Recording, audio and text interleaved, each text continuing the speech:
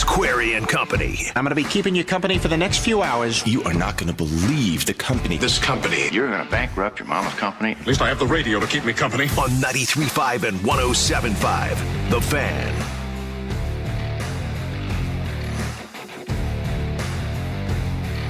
What a weekend of sport in Central Indiana. Some good, some bad. Some expected, some unexpected.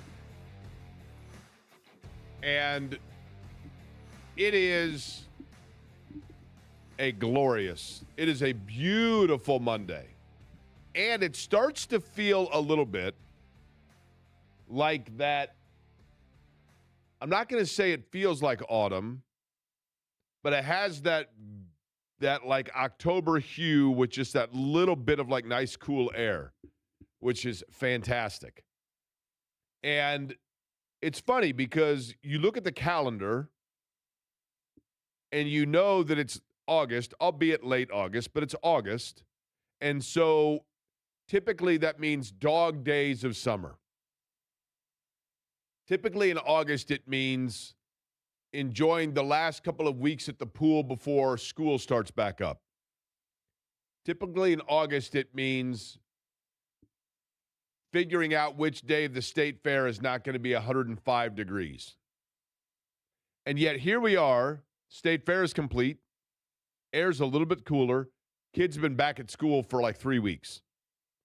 So you expect one thing, but the reality is different. And I think that applies to a number of things from a sports standpoint over the course of the weekend. Beginning with, and I guess if we were to do it chronologically, we'll get plenty into the Colts game. Preseason game number 2. That usually means not a huge area of even discussion, or that's the game where you don't even see a lot of guys on the field that, although I shouldn't say that. I mean, you do see some starters clearly in game 2, but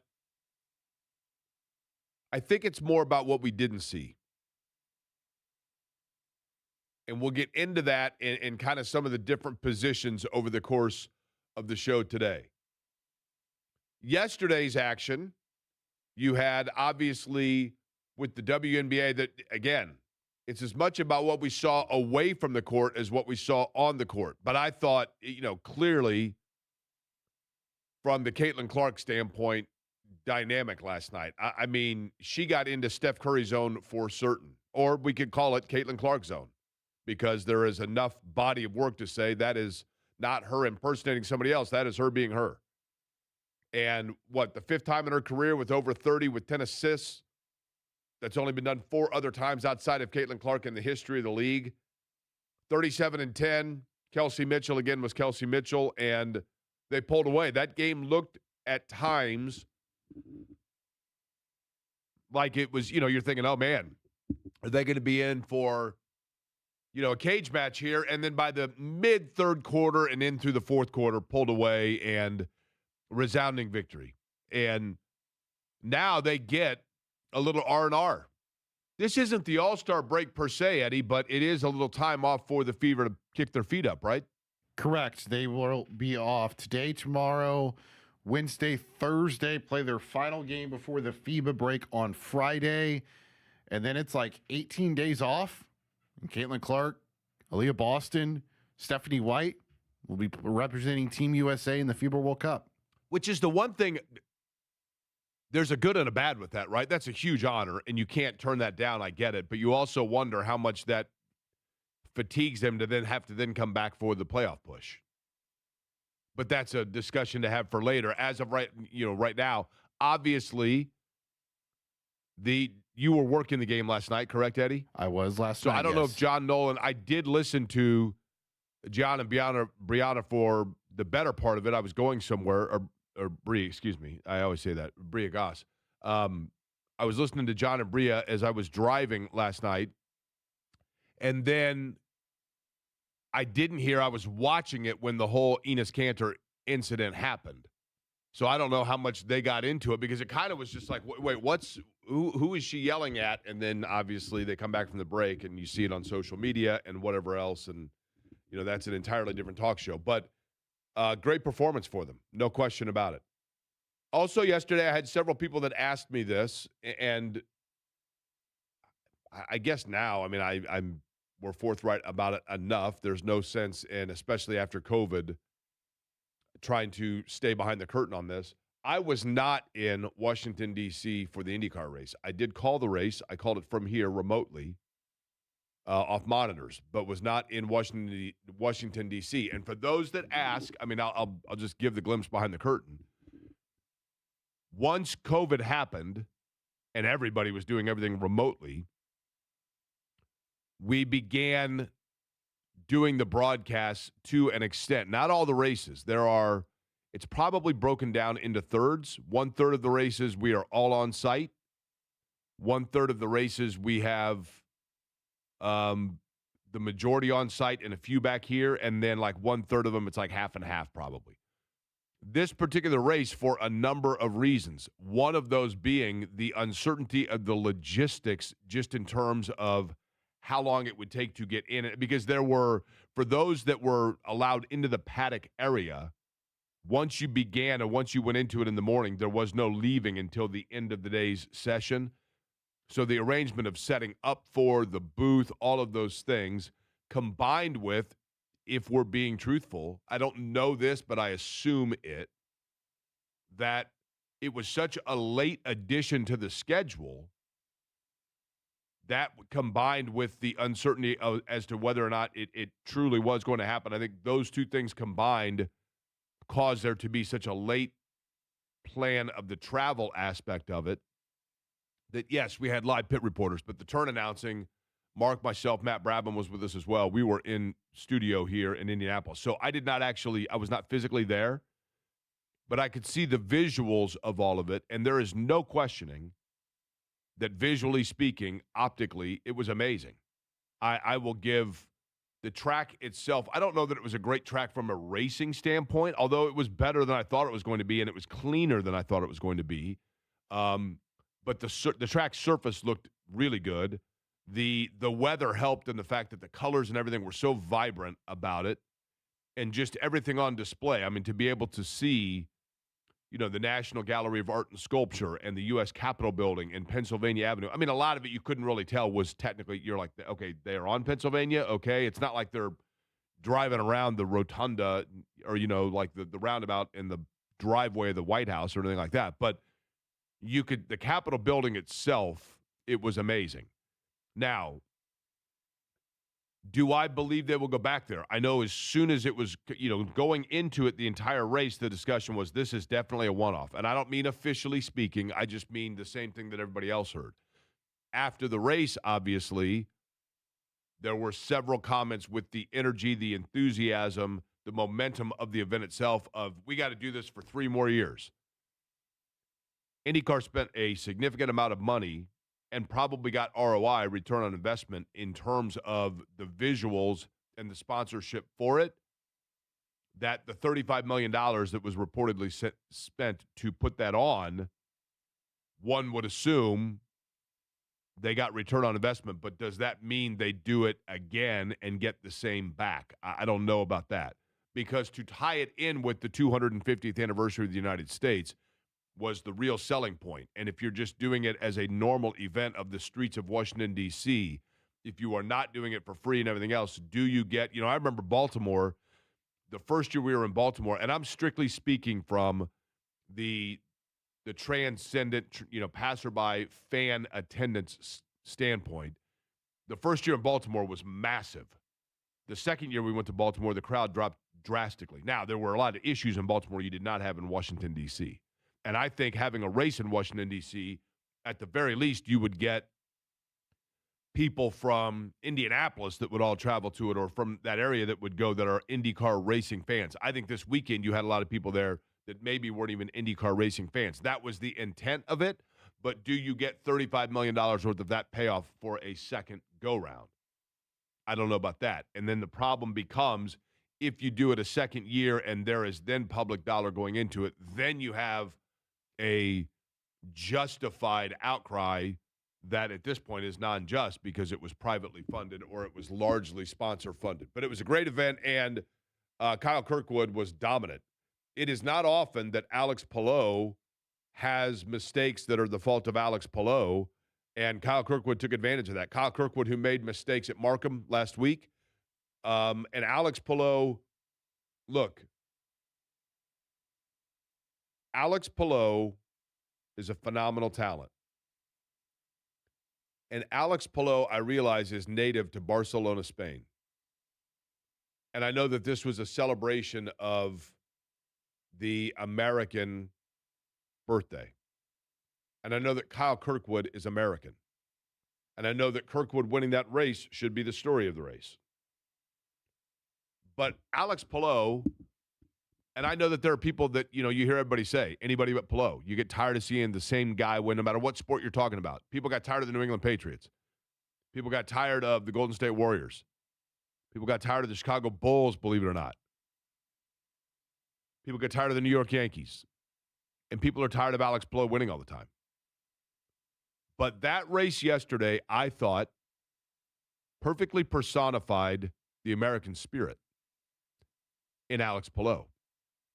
Because here you have the champion of the series, an Indy 500 winner, a guy who has won, 25 races in the last 4 years, and it's like 17 total races amongst other winners in that time period. He has been dominant in every form and fashion, and he makes very few mistakes. Yet in that race, he made a mistake himself in the pits, and then he had something go wrong with his car, and he hits the wall and he drops out. Instead of saying, woe is me, instead of saying, man, I lost a ton of points in the points championship, and now I'm going to have to make sure I'm consistent the last 3 races, whatever else. Alex Palou, after that race, said, you know what? At least I'm glad that everything went bad in one day so that instead of spreading it out, but that was on me. I made a mistake. We went out there, and then I had an incident with the car that I couldn't correct, and it's disappointing, and we have to put it together, pick up the pieces, and move on to the next race. And at its core, in an event that is to celebrate the American spirit, that is the American spirit. The American spirit is, you know what? When you're knocked down, you get back up. When things don't go your way, you pinpoint what it was, you admit your mistake, you learn from it, and you move on. And that optimism, that spirit, while I realize people are fatigued by Alex Palou, that at its core is exactly why we are what and who we are as a country, because that has been the American spirit. And it was perfectly on display with an American winning. And I don't mean to take anything away from Kyle Kirkwood, who was absolutely fabulous. And there were other drivers in that race that had a great day. Nolan Siegel had a really good day. Young driver. A lot of people don't know a lot about him. Really good day. I thought, Graham Rahal led the race for a while, then fell back. He was off sequence for a while there, but did a good job at the time that he was in rotation to be up there. Christian Lundgaard is another one. Lundgaard punted by his team and has outperformed his teammates week in and week out since learning that he's the one that won't be back. Again, perseverance. I think it's because he got to talk with Alex Wolff before the race, Jake. That's why he had the good fortune yesterday. You are a member of the Alex. Now, you called and left me. Should I play the voicemail you left me? I didn't leave you a voicemail. I left you a voice memo. Sorry. Recording. And what did you say in it? I got in my car after the other job, and next thing you know, I'm hearing Alex Wolff talk to Christian Lundgaard as he's about to get into the car.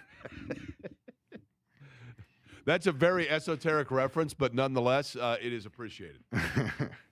Fever last night we talked about. I want to get into some things and some comments that Stephanie White had. Also, we'll get into it is hard to believe that we are, what now, basically a week and a half from the open of college football season? 5 days, Jake. 5 days. We have a game this weekend. Yeah, you're right. So this weekend, now I get all thrown off. Are there 30 or 31 days in August? In August, there are 31. Have I told you the bizarre nature of my week? No. And I want to get into the Colts here in just a moment. It's only Monday, Jake. What do you mean? Understood. But I've confessed this before. This is the most bizarre phenomenon of my life, okay? This is why I get completely confused this week. And I am 100% serious in telling you this. Shannon's birthday is Saturday. Okay? The 29th. No. Sorry. Her birthday, sorry. I always get confused by this. Which ex birthday did you just give out? No. Here's what's weird. I kid you not. And every year she's like, when's my birthday? And I'm like, yeah. Her birthday is the 29th. It's Saturday. Okay? I've had 4 relationships in my life going back to college. Okay? In order, their birthdays, the 26th, 27th, 28th, and 29th of August. And then my birthday is the 3rd of September. So I get completely confused as to when, how close it arrives on me very quickly. That is a true story. Total coincidence. Shannon's aware of it. Total coincidence. It's very bizarre. But nonetheless, we have games. So this week, the 29th of August, we have games. But Indiana gets underway on September 5th, a week from Saturday. Correct, Eddie? That is correct, yes. What is the opening kickoff game? A year ago, it was LSU Clemson, and that was the peak for both teams. Yeah, that's right. USC and San Jose State. Oh. A Pac-12 team against a former Pac-12 team, In right? Memorial Coliseum. Do you know something interesting about that Pac-12 now? What's that? Is the Pac-12, is it still the Pac-12 or is it now the Pac-10? I don't know. That former Pac-10-12, do you know that every team in it is a state? Really? San Jose State? San Jose State is not in the Pac-12, by the way. Oh, no, I'm sorry. It's not the Pac-12. Sorry. What's the one? There's a new league that what's Boise State in? The Mountain West? No, Boise State just joined. Did they not? What's Gonzaga in? So Austin Crozier was telling me, Austin Crozier's doing some TV stuff, and he's like, yeah, I'm doing it for, and I think it's Pac-12, and every team is, it's like, there's Texas State. What's Texas State in? That is the Pac-12, yes. Okay. San Jose State's not in the Pac-12? No, they are in the Mountain West. Okay, who's in the Pac-12 now? Boise State, Colorado State, Fresno State, Oregon State, San Diego State, Texas State, Utah State, Washington State. Thank you. Okay, there. I knew there was one that was all states. Why don't they just call it the Pac State? That's a great question. Yeah. Or the State Pac. Or the State Pac, yes. That could also work. The Colts and Atlanta Falcons on Saturday. As I was looking at that game and assessing that game, there were 2 things that came into play. I thought about, and there was a famous skit, one of the great skits in the history of Saturday Night Live, where Eddie Murphy dresses as Mr. White. It's a hilarious skit. He having nothing to do. I mean, you probably couldn't even do it today, but he decides to see what life is like as a white guy. And in the skit, he goes into a bodega, as you call it, a New York City deli, and he picks up a newspaper. Shows you how old it is. He's buying a newspaper. And he sets it down, and the guy behind the counter says, "What are you doing?" And Eddie Murphy's character says, "I'm buying this newspaper." And the guy says, "What are you doing? There's nobody around. Just take it. Just take it." And Eddie Murphy looks around as Mr. White, like totally confused. Not Eddie White. There was no orange dye hair. And he looks around, and he's reluctant to take the newspaper. Ooh, babies. That's right. He's reluctant and he's incredulous about taking the newspaper. It's being given to him, and he's like, he refuses to take it. And I felt that way a little bit over the course of this so far preseason when it comes to Riley Leonard. Because it almost feels to me like Shane Steichen as Riley Leonard is like getting ready to take snaps, Shane Steichen like calls him over and is like, "What are you doing?" And Riley Leonard says, "I'm trying for this position." And Shane Steichen says, "No, there's nobody around. Just take it. Just take it." And yet, there's this awkward scene where the newspaper keeps going back and forth on the counter because Eddie Murphy's character is not conditioned to, well, why are you giving this to me? And it feels to me like Riley Leonard is being given every opportunity, not necessarily by the ownership, not necessarily by the general manager, not necessarily by the rest of the roster. But Shane Steichen is saying to Riley Leonard, just take it. There's nobody else there. Take the position. And yet Riley Leonard seemingly refuses to grab it. Now, I watched Anthony Richardson's sets in that Atlanta game, and I looked at his numbers. And yes, great players create numbers. Great players create situation. Great players just simply put it in position where regardless of who they're on the field with, regardless of the circumstance, numbers find them. Moments find them, even in a preseason game. But I'm now resigned to this fact.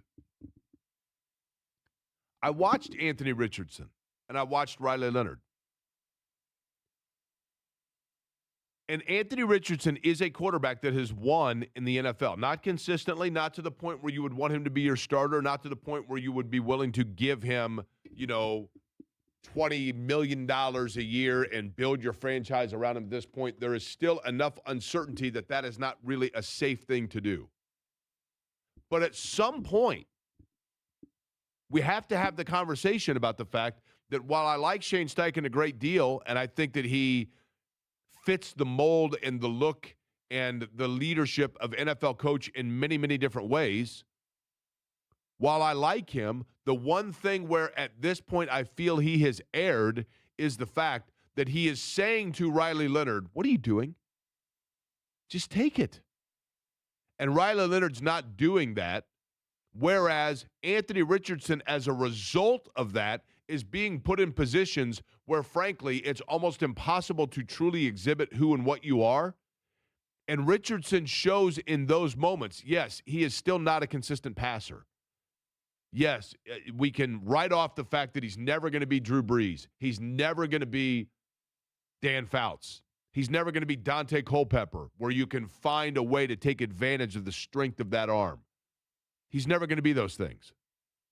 But there are packages and moments where he can move the football and he can actually get you positive gain.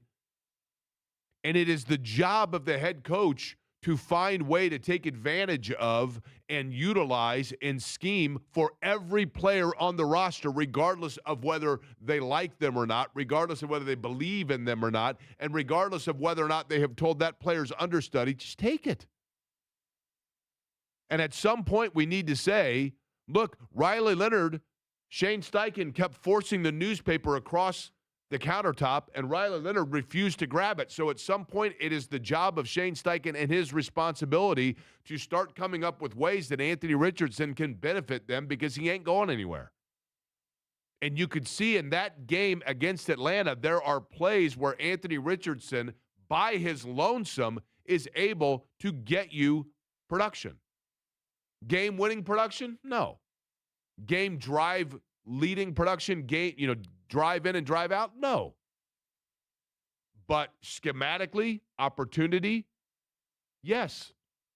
And if you are an offensive coaching guru, then it is your job to tap into that, take advantage of it, and say, you know what? My job is not to focus on just 22 guys. It's to find out how each and every of the 53 players can help this franchise win football games. And I have been down on Anthony Richardson. I have said numerous times, you know what, it's over. It's over. And in terms of his long-term, for that matter, in terms of the long-term vision of him being a Colt, it's over. They've already said they're not going to extend him. At least they had the opportunity to, and they denied. Now, they still could come up with something. And there's still that trade-off out there, and it's very possible, not likely, I guess, but it's very possible that he's not even on the roster week one. But I think at this point, that's kind of off the table. You have Ed Dodd saying you've got to take care of your team first. You have Chris Ballard saying, just really proud of Anthony. And you have Shane Steichen saying to Riley Leonard, just take it.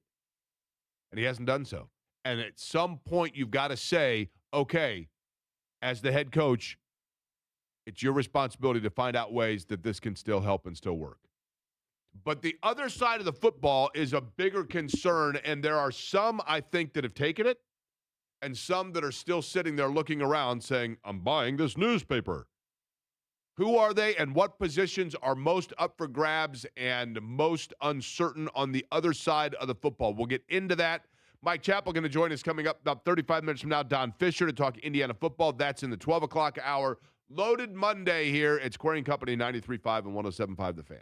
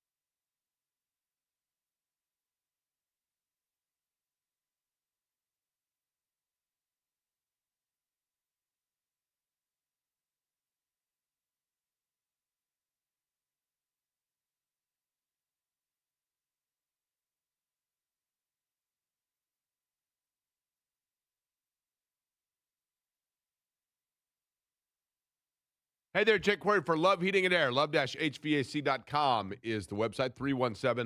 317-353-2141, an official Heil Heating and Cooling dealer. And look, when you have somebody coming into your home, whether it be to check and clean your furnace, whether it be to get your air conditioning back up to speed after a long summer where it's maybe on its last leg, anytime that you do any of those things, you want to make sure that those coming into your home are trustworthy, honest. And in addition to that, not going to try to upsell you.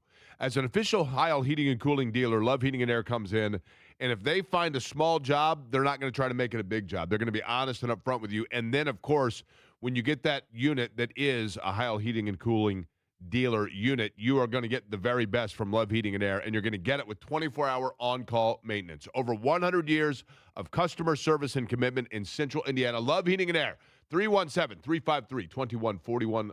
Love-HVAC.com.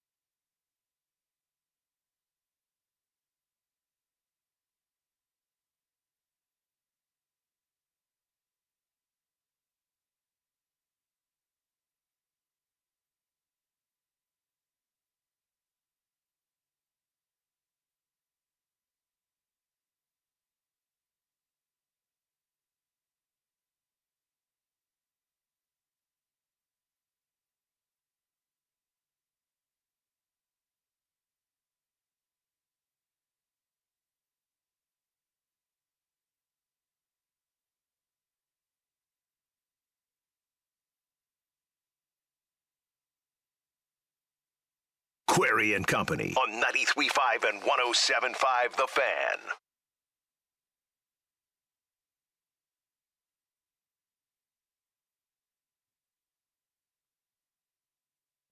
Now, are you implying that somebody or someone is seeing things slide away from them, Eddie? Yeah. There are a number of ways in players and teams in which you can say that. Yep. Would you like to define which one it is that you believe is watching things slide away? That would be Riley Leonard. Is it? Is it? Because I don't disagree with you, but it seems as though as it sliding away for him, then, when you're at a game and there's like condensation on the floor, and all of a sudden, there was a guy, I went to the Pro Volleyball All-Star game up at Fisher's Event Center last year, and the guy in front of us, the towel guy, he's the All-Star towel guy from Orlando. He was like nominated by the league to be in. Really? And so I was talking to him. He was in front of us with his little towel. Nice guy. And was it a microfiber towel? I think, yes. Okay. And so anytime that this guy was like Kramer on Seinfeld as a ball boy, anytime that there was any motion whatsoever of the hint of condensation on the floor, that dude was out there and wiping and running off. And it feels like each time Riley Leonard starts to slide away, Shane Steichen's right there with the towel, and he's wiping it off for him to get him some better footing, because he just keeps saying to him, take it. And Riley Leonard refuses to do so. Now, before we get into the defensive side of the ball, from the National Football League standpoint, we do have, Eddie, if you could please, the breaking news sounder. This just in, the Cleveland Browns, in what is unquestionably the biggest dumpster fire in the NFL right now, they have announced that they are going with Deshaun Watson as their starting quarterback. Of course, they gave him $740 million in 6 months. Right? And of course, he just poo-pooed all over the fan base this weekend. And Todd Monken said, yeah, that's not going to go into the valuation. Well, it sure as heck didn't. 24 hours, 48 hours later, yep, he's starting week 1. Deshaun Watson is, I think, a fascinating study of professional sport and the way we interpret it. Open disclaimer, I had season tickets for his entire career at Clemson. I mean, I had to have seen him play, 25 games in Clemson Memorial Stadium and a couple on the road.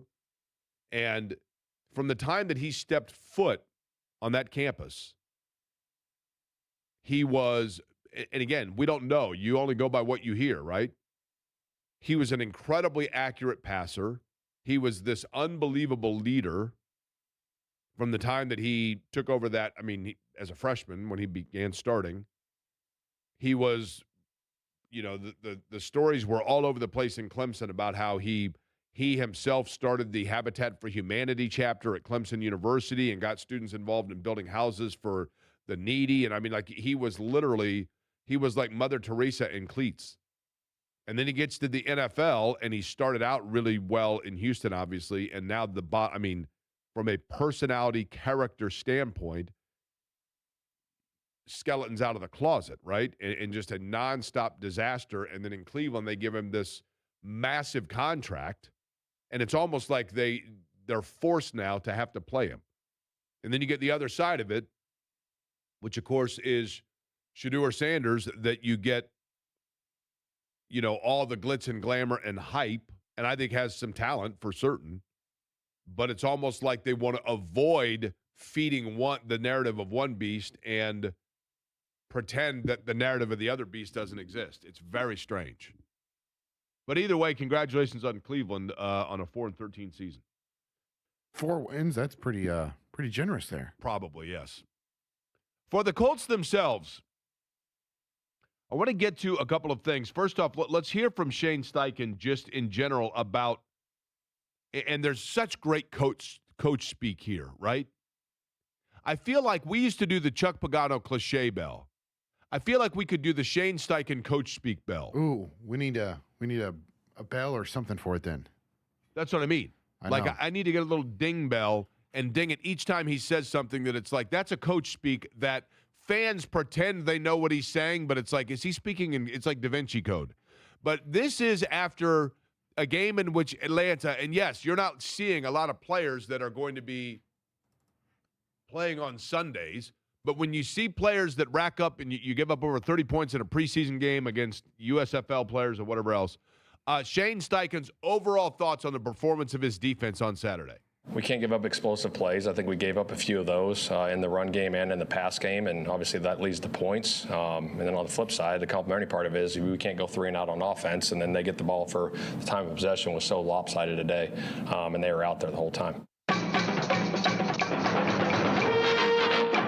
This just in, Jake. Explosive plays lead to points. Also, this is that was the Jim Mora diddly poo rant in modified version, right? Yeah, I guess so. Right? I mean, every time they got the ball, they got points. We couldn't move the ball. We couldn't move the ball on offense. We couldn't stop them from moving the ball. We couldn't do diddly poo. That's basically what he's saying right there, right? That was the most generic way of saying, yeah, our defense was not good at all. Now, in what areas are they lacking defensively? Clearly, it begins with getting pressure on the quarterback. Clearly, it begins there. And this has been the bugaboo for this defense forever. Now, Lou Anarumo, I think that there is reason for optimism based on what he's been able to do since coming over from Cincinnati. But if you start at the very beginning of a play, you've got to get some sort of pressure. And I do think that Liatu Latu will probably take a step here. But the problem the Colts defense has is they've got a couple of players that right now they're having to lean in on that actually were brought in kind of as insurance policy and not necessarily as the main piece. Arden Key, I think, was signed to kind of just give you some, again, insurance policy and depth. And yet you look at it now and you say, I don't know, is he going to have to, are they going to have to rely on him a lot? The same as like at the linebacker spot. Akeem Davis-Gaither was signed as he was just kind of going to be their spot guy at linebacker. And even though I think Bryce Betcher's looked pretty good, and C.J. Allen is still getting his, he's still learning because clearly he's missed a lot of camp as a rookie. And so now you're in a situation where a guy that you signed to simply be kind of a spot fill-in, there's more reliance on what he can do. And that's taking away, to an extent, the development of players that you were hoping would have taken a step by now. Now, I think, for example, on the pass rush itself, I mean, we've been waiting and waiting and waiting on this. And the guy that is literally, there's a little bit of the football God blessing here, okay? Who would you say is the player with the most difficult name to pronounce for fans? It's got to be Tuimoloau, right? Sure. Or Adetomo Adebawore. Yeah, one of those two, right? Now, Don Fisher's going to join us later in the program. The greatest Don Fisher name of all time was Adewale Ngoulie, right? The way that it would roll off for Don Fisher. Oh, what a leg from Adewale Ngoulie, the senior out of Staten Island, New York. It rolled perfectly for him. I don't know that JT Tuimoloau rolls off, partially because we haven't had a lot of occasion to say it, because he's another one. The opportunity is there. He's the Riley Leonard of the defensive pass rush. Just take it. And yet he continues to basically be in absentia. And so the result of that is you are now having to spot fill and get reps with guys that were thought to simply be an insurance policy for you. And you're saying, you know what? I mean, I went out and I bought the 2022 Honda Accord. It's a nice car. It's got 110,000 miles on it, and they run forever. But I got it just for like rainy days, and then once again, it's the Land Rover's in the shop, so I got to take the Honda Accord to work again, and that's kind of where they are, seemingly at a couple of different positions. At the linebacker spot, I think you have some promise there, but C.J. Allen. It was thought when you drafted him, hey, here is a guy that's going to be able to help you right away. But the reality is he just hasn't been able to get enough reps, and he's behind the 8 ball. Now, I think he's going to get plenty of playing time. And, I think obviously, Jalen Carlisle is a guy that they've been high on for a while. He's going to get more than enough opportunity here. But you just can't properly assess where you are from the younger. At some point, you just hand it over to younger guys and you say, okay, let's develop this so we have a core nucleus for a couple of years. But you don't know where that youth is and what those guys can do yet, just because Allen hasn't been able to get out there, and he is going to be a very important part of that rotation. All right, we've heard from Shane Steichen once, Jake. Now let's hear from him on the linebacker room. I think that's still ongoing as well. We got a lot of guys that are capable, and they're still competing. We got another week. Now let me tell you something. That guy's not the best color analyst in baseball for nothing. Can we hear that again, please? I think that's still ongoing as well. We got a lot of guys that are capable, and they're still competing. We got another week. Okay. We got another week. Because this is all going to take care of itself in the next week, Eddie. It's all going to be fine in the next week. And we haven't even gotten into the biggest burning question and concern. The biggest burning question and concern. And it kind of ties into what I was rolling around looking like all weekend. Explanation next.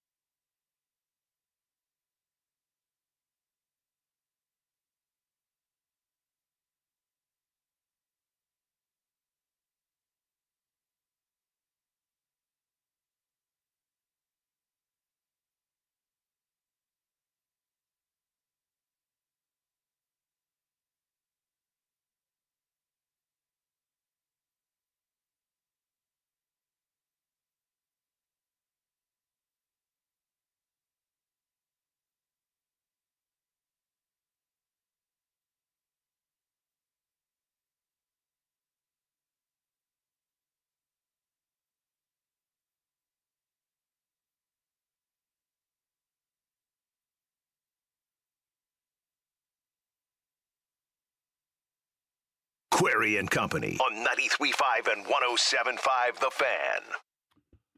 Friday after the show, I made a visit to the dermatologist because I had a small, what I thought was like a, I don't know, like on the back of my neck.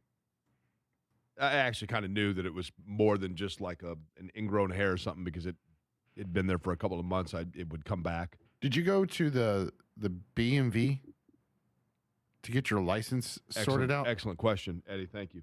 I don't know if I'm technically rolling dirty because I haven't checked yet today to see if my license has been reinstated. But I did get a hold of the insurance individual that handled my car accident, and he then sent me the screen grab and the forwarded email of his documentation of certification that he sent to the BMV.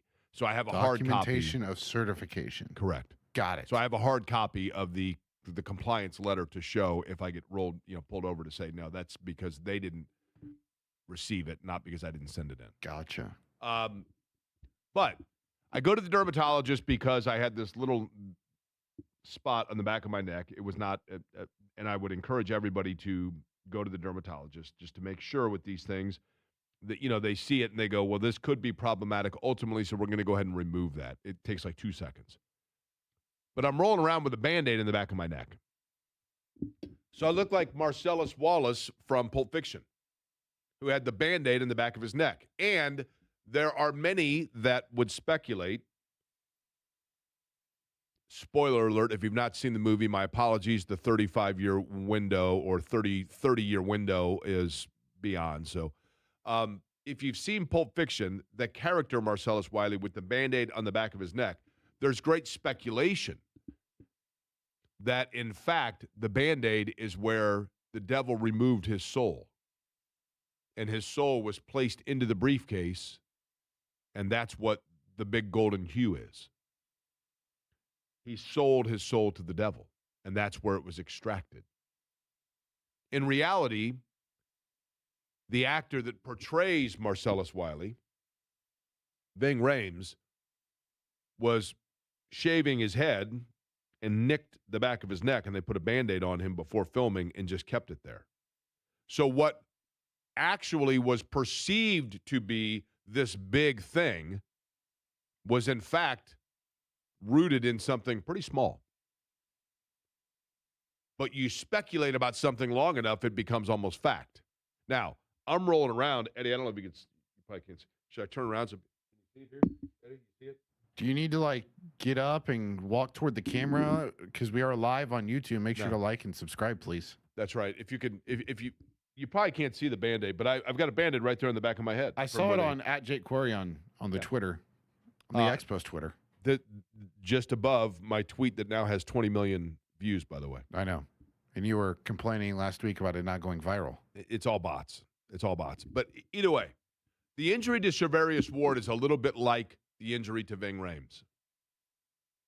It might just, in fact, be a small nick. But enough people start speculating about it, myself included, and then it factually can become something that is a major theme and ties into a major theme of the season or of the movie. And I'm worried that the back injury to Charvarius Ward, even though it may be just a minor blip, it is to a significant enough character and parlays and seemingly fits the puzzle of the storyline of the Colts that you wonder if, in fact, it is a bigger thing and takes on a life of its own. Charvarius Ward, I do think that the defensive backfield of the Colts is the deepest. And they have some, Justin Wally or Jalen Jones. Jalen Jones doesn't seem to be as good a fit with the Colts defense. Justin Wally has been extremely promising, but more a nickel. If Charvarius Mooney Ward is not able to go, then, and we'll talk to Chap about this coming up in a few, then who is it that slides over, if you will? And maybe it is this back injury. Maybe it is simply a small nick that needs a Band-Aid. But when you consider the history itself of Charvarius Ward and coming back from injury and the mental aspect of it and his own admission of questioning at times whether or not he wanted to continue his career. And you consider all of the aura and the fact that you didn't even see necessarily, but rather you heard the characters talking about Marcellus Wallace in Pulp Fiction. What does he look like? When you get into that, you almost hear about and start to speculate about the character and the aura of the character more so than actually seeing the tangible evidence of it. And Charvarius Ward is a great player. But the aura of uncertainty about him, you hear about it more so even than really you even necessarily see it. By his own words, admittedly. But I'm beginning to wonder, and part of what makes Pulp Fiction a great movie is that it's open to multiple interpretations. But there is an interpretation, certainly, that could potentially be considered a valid one, you hope not, about Charvarius Ward that could have great implication on the outlook of the Colts season. And Pulp Fiction, things, of course, in the movie are all out of sequence. And maybe for Charvarius Ward and his availability over the course of the season, it's out of sequence. And once the season begins, then all of this becomes a different scene of the movie and it's never heard from again. That's possible. But I worry it's not probable. And I'm going to ask Chap about what he thinks about how big that would be if Ward's not able to go and what his level of concern is and his overall observations on the other side. And again, Bria Goss now going to join us 11:30, right? About 35 minutes from now. Yep. Fish as well. Plenty to unpack. Gorgeous, gorgeous Monday. Hope you're enjoying a fabulous start to the week here at Square and Company on the Fan.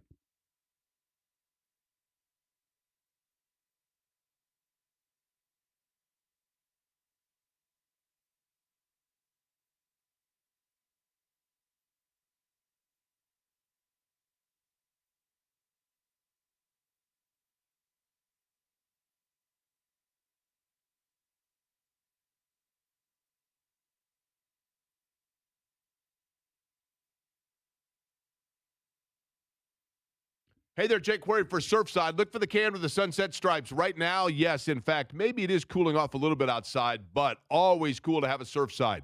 The can with the sunset stripes, Surfside iced tea with a splash of vodka, and lemonade with a splash of vodka with just 100 calories and 2 grams of sugar and no carbonation, so oh so smooth. You can do a variety pack. You can do, of course, just iced tea and lemonade in the same can. All of it is spectacular. Surfside, look for it wherever you buy your favorite adult beverages. Please be 21 and please consume Surfside responsibly.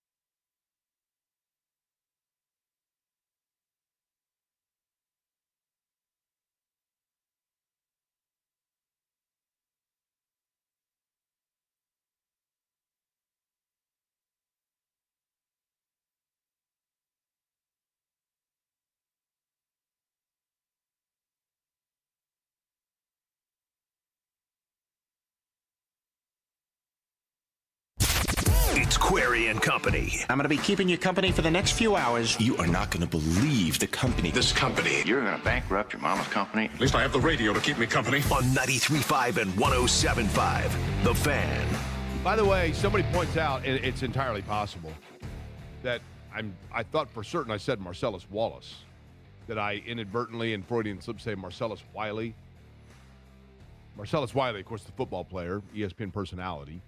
Marcellus Wallace, the character from Pulp Fiction. Thought for sure I said Wallace, but if I said Wiley, I meant Wallace, obviously. Eddie, we were, and this doesn't happen often before we get to Mike Chappell, we were having discussion during the break, and I noticed this glimmer of light. Now, the sunlight is absolutely beautiful today. And I saw this glimmer of light, this shiny object. Mm-hmm. And at first I thought you were making Jiffy Pop popcorn, and then I realized actually you were wearing a tinfoil hat, correct? I was wearing a tinfoil hat. You have a tinfoil hat theory. Yes, and those that are unfamiliar with the tinfoil hat, because it's a little dusty. It's been a while since we've played that, but it's more of like a conspiracy theory, You're just putting the tinfoil hat on. You're kind of, throwing something out there into the abyss and seeing if it has any legs and see if it'll stick or not. But, I was listening to the morning show on my way in, and they were referencing Alec Pierce watch and how soon it is until he's back on the practice field. And it just got me thinking about the whole situation. You have the James Boyd report that he received a second PRP injection following the surgery on his ankle. At the time, that is what it was labeled as. The next day, Chris Ballard does an impromptu media availability with the local reporters and says there was not a second injection.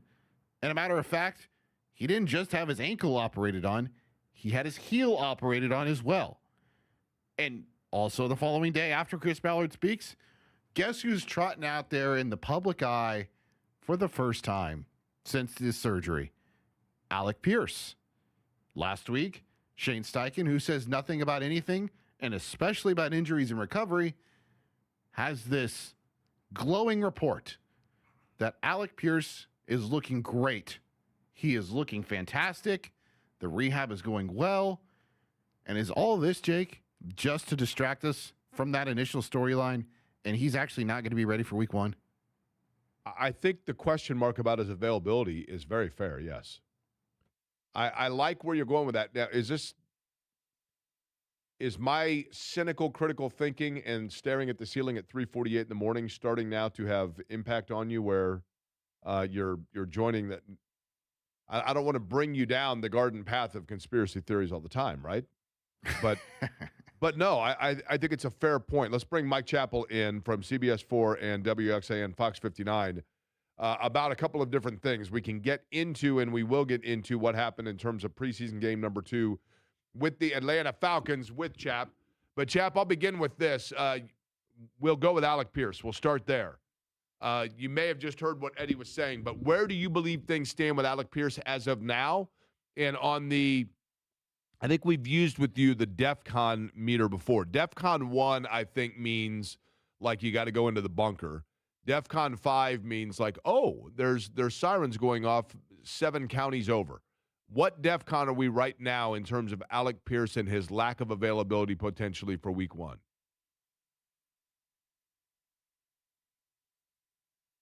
Now, do we have Chap? Is Chap muted again? No, he's not muted. It's this is on our end. Yeah, Hang on, this is Chap. on me. Hang on, Chap. Eddie was so worried about his conspiracy theory that he written it. You let me know when here, Eddie. Eddie's pushing buttons. Eddie's landing planes. He's looking. Okay. I saw Chap, and he looked great. And Chap started talking, and I feel bad for Chap because the last time that we couldn't hear Chap was embarrassed because he forgot to unmute his mic. Now it appears as though this is – do we have a chipmunk on a smoke break? No, I got to look into this real quick. Hold on. One of our – we have a chipmunk that is actually an audio engineer. And our chipmunk that's the audio engineer that runs the board, we just got him through a wonderful program where we think that he quit the smoking. He went, we got him some of that medication that makes it then taste like foil, and he went through, and there was some withdrawal there. We found a lot of sunflower seeds, been eating a lot of sunflower seeds. And then I found the other day a couple of butts of Kent laying around. And I don't mean former employees Kent. I mean Kent cigarettes. We found some butts of cigarettes hanging around.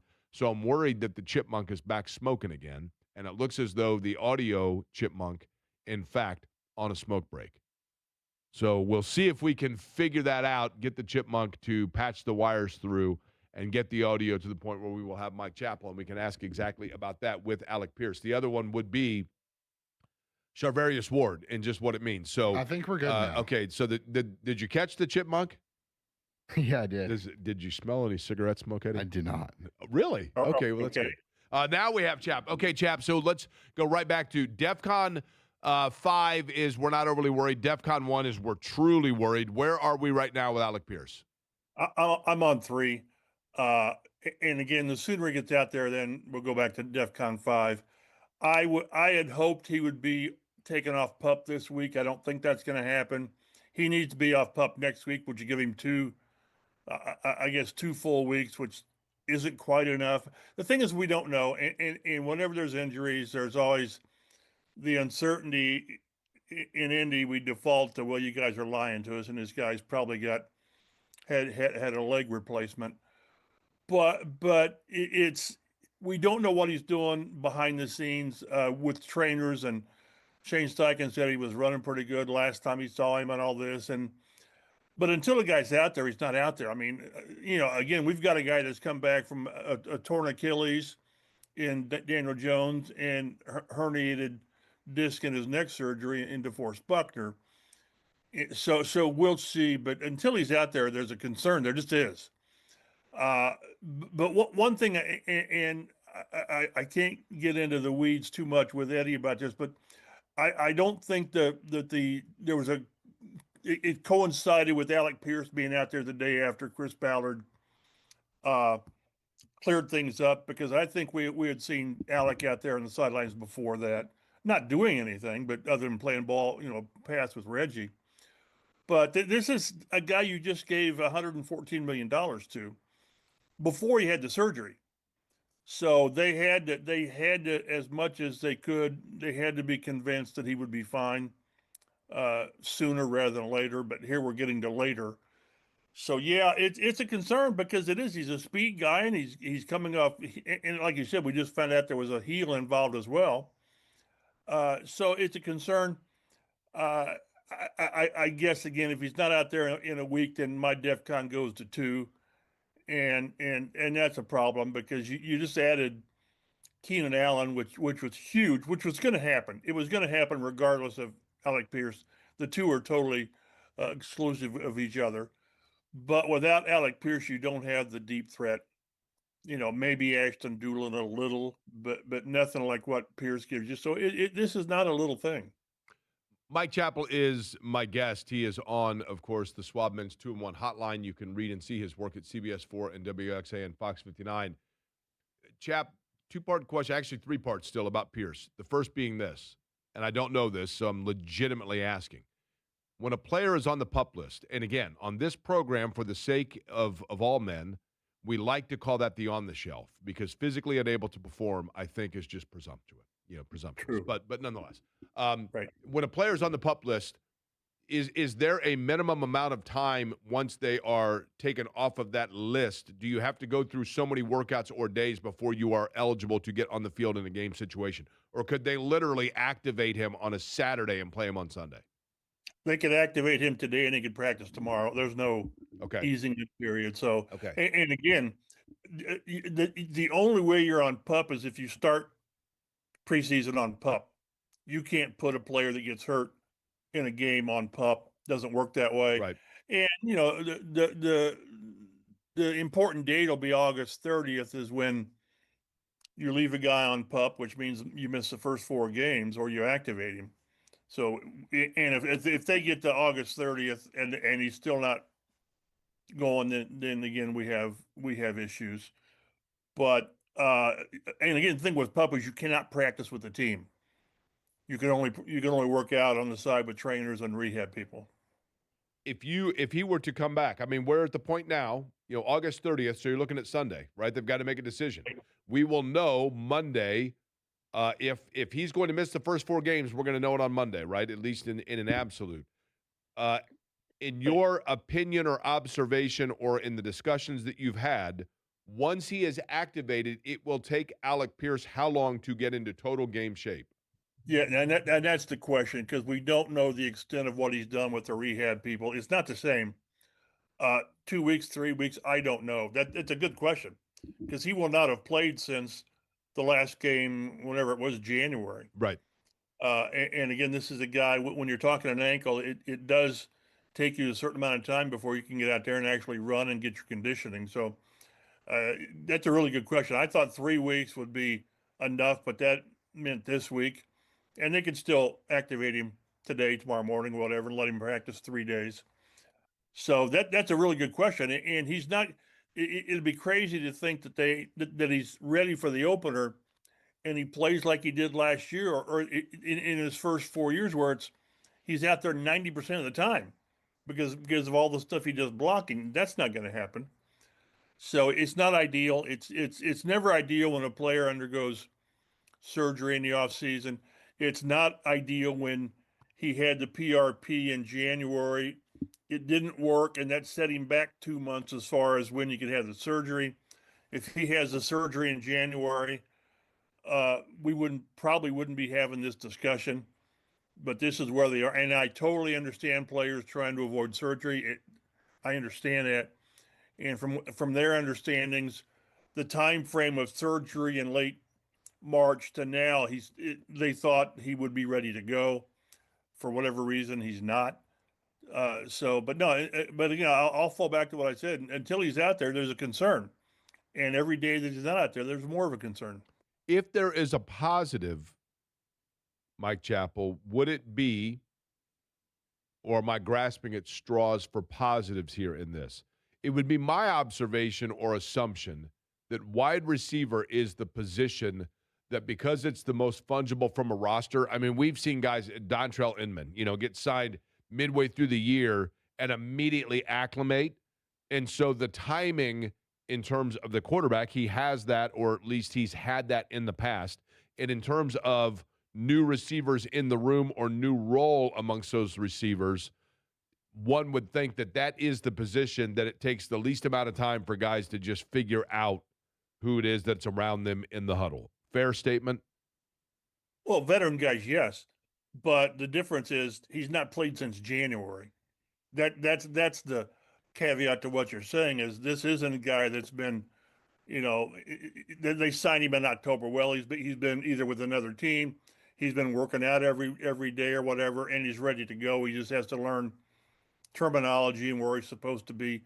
This is different because he's not played since January, and it's going to be going from 0 to 60 in a heartbeat. That's where it's different. And Jones and Pierce were pretty good together last year when they were together. So there won't take much to get up to speed on that. It's just going to be the football things and the conditioning and he won't get out there until the ankle heel is ready. But still, there's going to be catching up to do. You just don't, unless you're Phillip Rivers, you just don't roll off the couch and play football. And again, that's not what Pierce has been doing. He's been doing his rehab. I don't have any doubt about that. But it's still the fact that his rehab with the trainers and the rehab guys has not gotten to the point that he can practice with the team. And even if he's not let's say he's cleared off a pup, then at least he can go through your walkthroughs and do some individual stuff like Keenan Allen did last week. At least he was out there for a little bit, so you're back with it. So again, sooner rather than later, but sooner Sooners already left the room.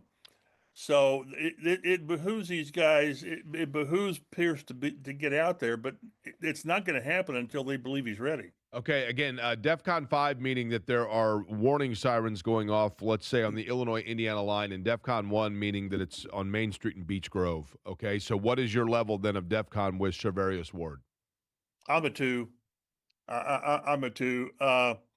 He's missed time. I mean, it's been 2 weeks with soreness and pain in his back, and you know, I'm not going to, I don't mean to compare this at all, but I've been dealing with back things and herniated disc and all that. And that's not what he's got that we know, but it just, when your back hurts, it just affects everything you do. It's it attacks the core, your core. And so we'll see. And you may think you get it under control, and then you twist the wrong way, and he's going to twist every way possible playing cornerback. So yeah, I'm concerned. The team's not really giving us an update other than soreness and pain, and that's fine. But this defense is going to look a heck of a lot different with Charvarius Ward or without him. Well, Because Chap, with him, go ahead. here's the thing, and I mean this with all respect to Mooney Ward, right? Which is his nickname for those unfamiliar, Charvarius Right. Ward. It to me, the back is one thing. You know, I can only imagine. I mean, I know what it's like. To your point, I mean, I've got some issue in the lower back where, like, when I get out, I get out of a Right. chair, it takes a second to loosen up, right? Right. I can only imagine with the physical demands that go into playing that position, the slightest thing would make it very difficult. Having said all of that, the mental aspect of it, and I don't mean that in any way, shape, or form as a disrespect to him. He has been very transparent about the understandable nature of the mental hurdle of psychologically getting himself back into the game, coming off of concussions, personal tragedy. So the slightest hiccup makes me wonder. He told us, Chap, that basically his agent was the one person that was like, you should still give this a run. Every other person in his life was like, man, what are you doing? You got your money. Yeah.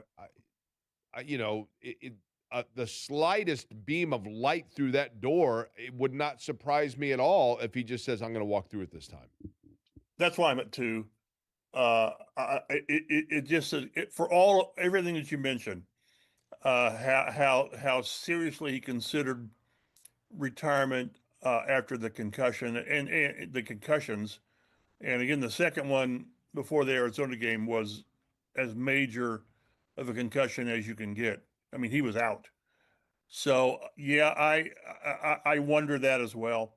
You've got to be totally dialed in to play this game and to go through what you have to go through, primarily physically, because if people could change with us for a day and see these guys on a Wednesday in the locker room after a game on a Sunday, it really tells you with the ice and the wraps and all this stuff.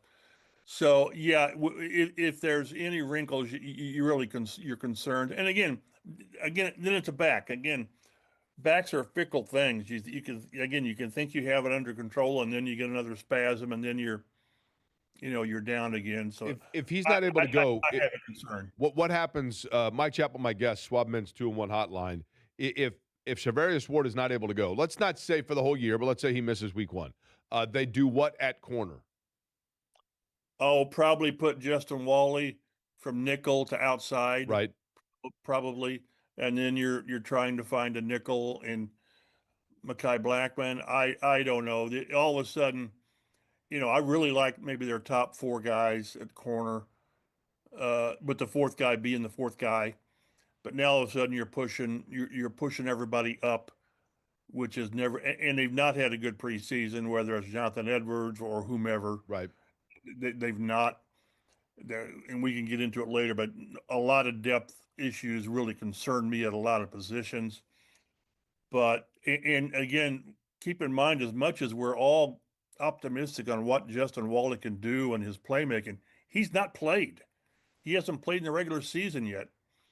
And he may not play this week against Detroit in the preseason, just because you don't want guys to get hurt. So anytime you lose, you lose Tyler Warren for a game with that groin injury, and then Will Mallory's out with the thumb. All of a sudden, it exposes you to what is behind him.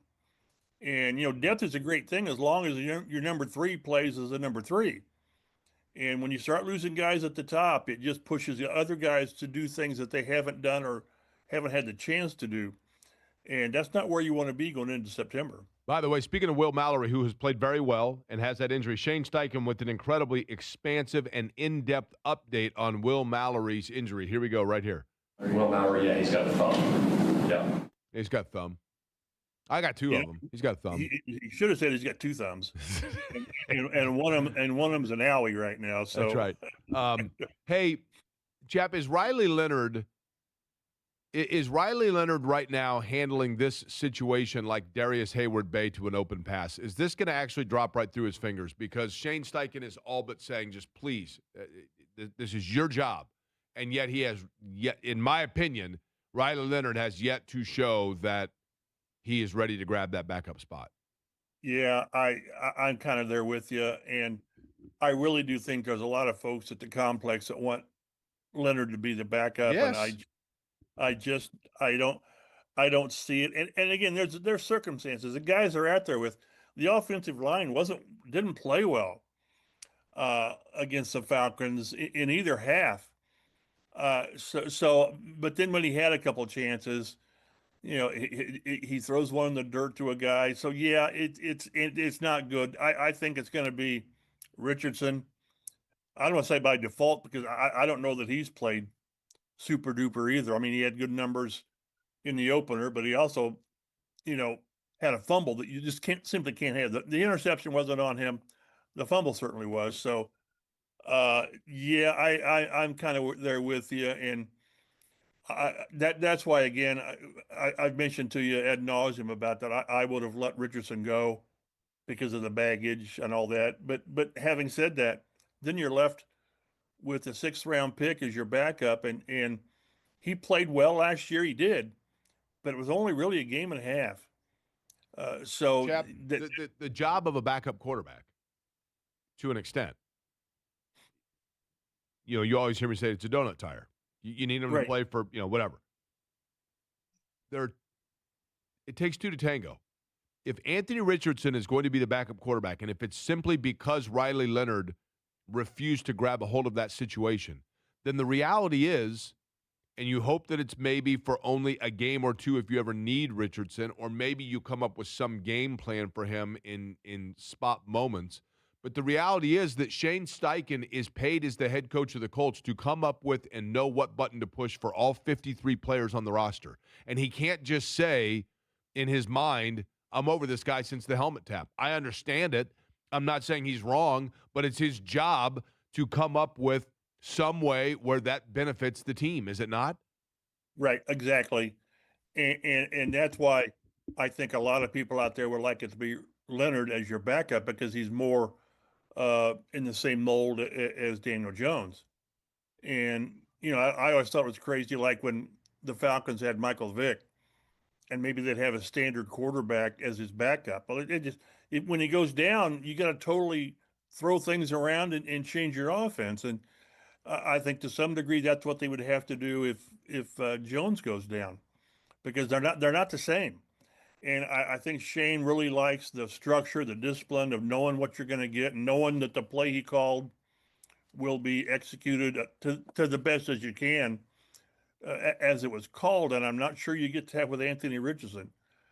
So it's the other day, maybe it was the start of training camp where Chris Ballard said, I feel better as good about this quarterback room as I have in a while. And they got 3 guys that can play, I think Ed Dodd said. And after the last couple of games, you're thinking, do you really have 3 quarterbacks that can play at a high enough level? You got one.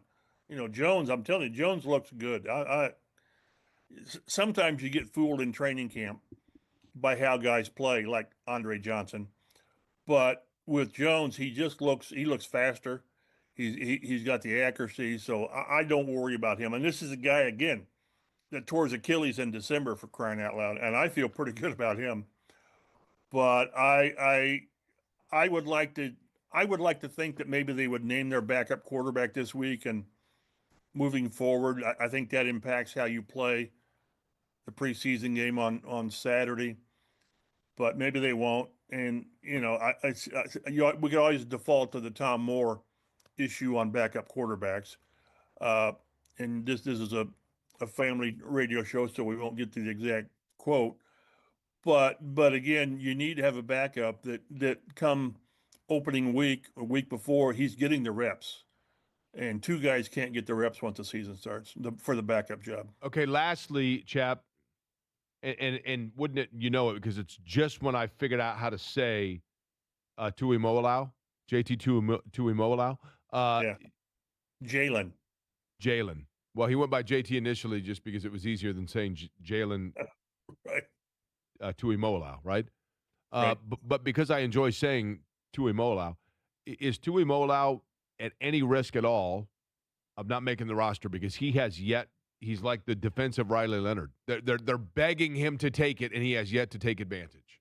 No, he will be here. He's a second-round pick.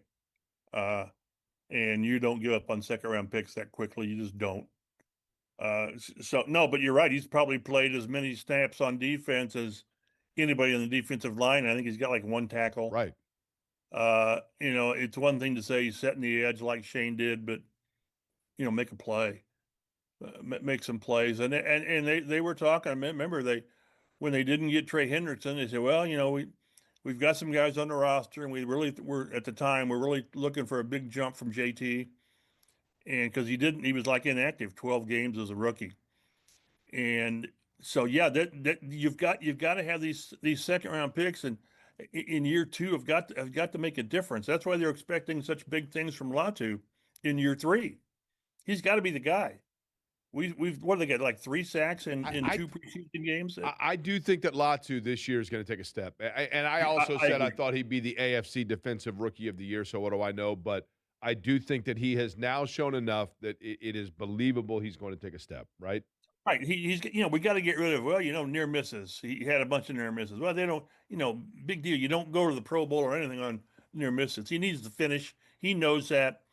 It's just that if it's not him, Arden Key probably at best is going to give you 6 sacks, 7 sacks. But Arden Key, Chap, was designed to be an insurance policy, right? I mean, this is the problem they've run into is we keep seeing guys that come in here to be a depth insurance policy piece, and then all of a sudden, Davis Gaither's another one that okay, now is he going to have to get reps because of whether it be attrition or just nobody else rising to the occasion, right? Yeah, and that's now I think maybe Arden Key was thought that he might be the starter. When you put 2 guys out there to start the game, he's one of them. But the idea was for Jalen to be the other guy. That's what the hope was. And right now I'm hoping that Arden Key is like Danico Autry. I'll take that in a heartbeat because Danico is pretty doggone good. Yep, shouldn't have let him go. Yeah.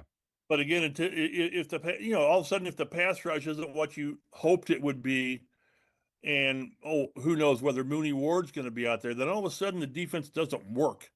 It doesn't work the way they want to do with pressure and man coverage and all that stuff. And it just, that's why I say that I really like, for the most part, the 22 starters. Linebacker has me a little nervous, but boy, you look at the depth behind key positions. Jonathan Taylor, corner. I like the safeties, but if Tyler Warren goes down, you're kind of in the offensive line. I'm telling you, I'm still waiting. Right now, your swing tackle, backup swing tackle, is starting right guard Matt Gonzalez. So if one of the starters goes down, maybe you kick Gonzalez out to tackle, and then you're plugging in a guard.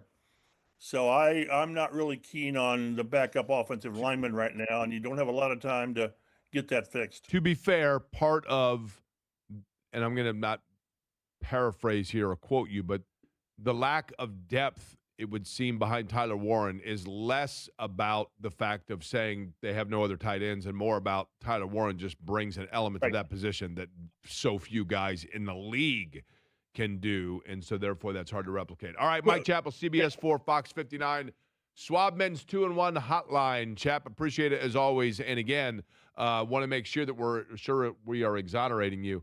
That was a glitch, our end, not yours, on the muted at the very beginning. So don't be trashing Beach Grove on our Wi-Fi. It's not us. That's right. They've had Wi-Fi out there for almost 7 weeks. At Beach I know, Grove. and we pay our hamsters to spin the wheels, so it's not That's us. right. All right, Chap, appreciate it. Later. Mike Chappell joining us. We come back. Very interesting comments last night from Stephanie White. I want to get into them, and I want to get the reaction of somebody that knows her and is around it. We'll do that with Bria Goss, and we'll do it next.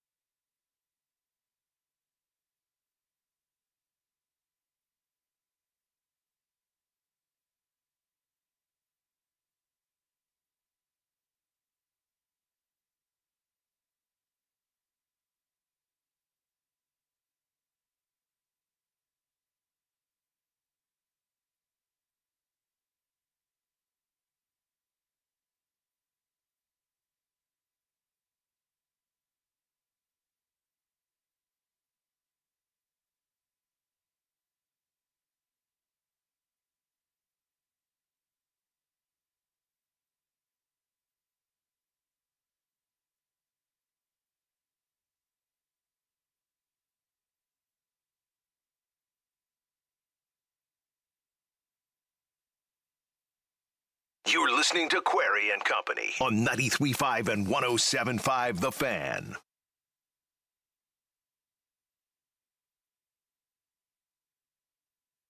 By the way, Eddie, I just checked. Back valid with the BMV. Just an FYI.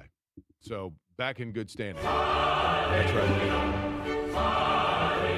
No longer rolling dirty. Apparently they indeed did get my notification that I had insurance at the time of my accident. So that's good. So somebody had asked, and thank you to the member of the IMPD that looked that up for me and verified that, yes, in fact, it is showing as all being good. I want to get, last night, the Fever big win in Chicago. There was plenty that took place over the course of that game. I don't know if you noticed, Eddie, I noticed when I was listening to John and Bria last night, it wasn't to the level of the wacky lady in Phoenix, but the PA guy in Chicago leaves a little to be desired, right? Did you notice that? PA guy or the fan in the background? There was a fan by either the mic or by them. There was the PA guy, and I mean, he's doing a good job. He's doing his job, but it's a lot of, all right, let's go. I mean, it was like, I felt like I was at an Arena League game. You know what I mean? But I thought after the game, as the Fever now have essentially a week off getting set for Connecticut coming up, that's not until Sunday. And then they go into the break for, obviously international play. But it actually was before the game. Stephanie White had some very interesting comments. And I've talked a lot about the vortex and the noise and the narrative taking place, swirling around everything with Caitlin Clark and the polarization and the politics of sport. And the Fever have been subjected to almost being at the epicenter of a lot of this, to some extent, I think, beyond their own fault or placement. And so I want to bring Bria Goss on, but first I want to hear what Stephanie White had to say and get Bria's reaction to it as well. This is Coach Stephanie White yesterday before the game. It's harder and harder to do that. I think I lean on my family. I lean on my mentors. I lean on my peers. Some of the coaches in our league, like I'll text back and forth, and some of the coaches that are in college coaching, or a lot of my mentors. I'll lean on them, and sometimes, and I said this last year, we were going through different circumstances. Oftentimes, I'll get the reassuring text message, and even if I don't respond, like I hear it and I sense it, and it gives me perspective, and that's important. I lean on our staff and talking about Bree and Austin and Karima, Telly and now Klopp. I lean on them because the reality is, just like players, there are some days where it's like you just don't have it, right? Like you just don't have it. Like life happens. And on those days, I can go to them and I can say, y'all, I need you today. And I think when you learn, and life, right? Like as we get older, we learn different things that, we're not always leading from the front. And this is one of the things we talk about with our team all the time. Sometimes you're leading from the side. Sometimes you're leading from behind. Sometimes you're on the floor. Sometimes you're not. Sometimes you need somebody to lift you up. Sometimes you need to lift somebody else up.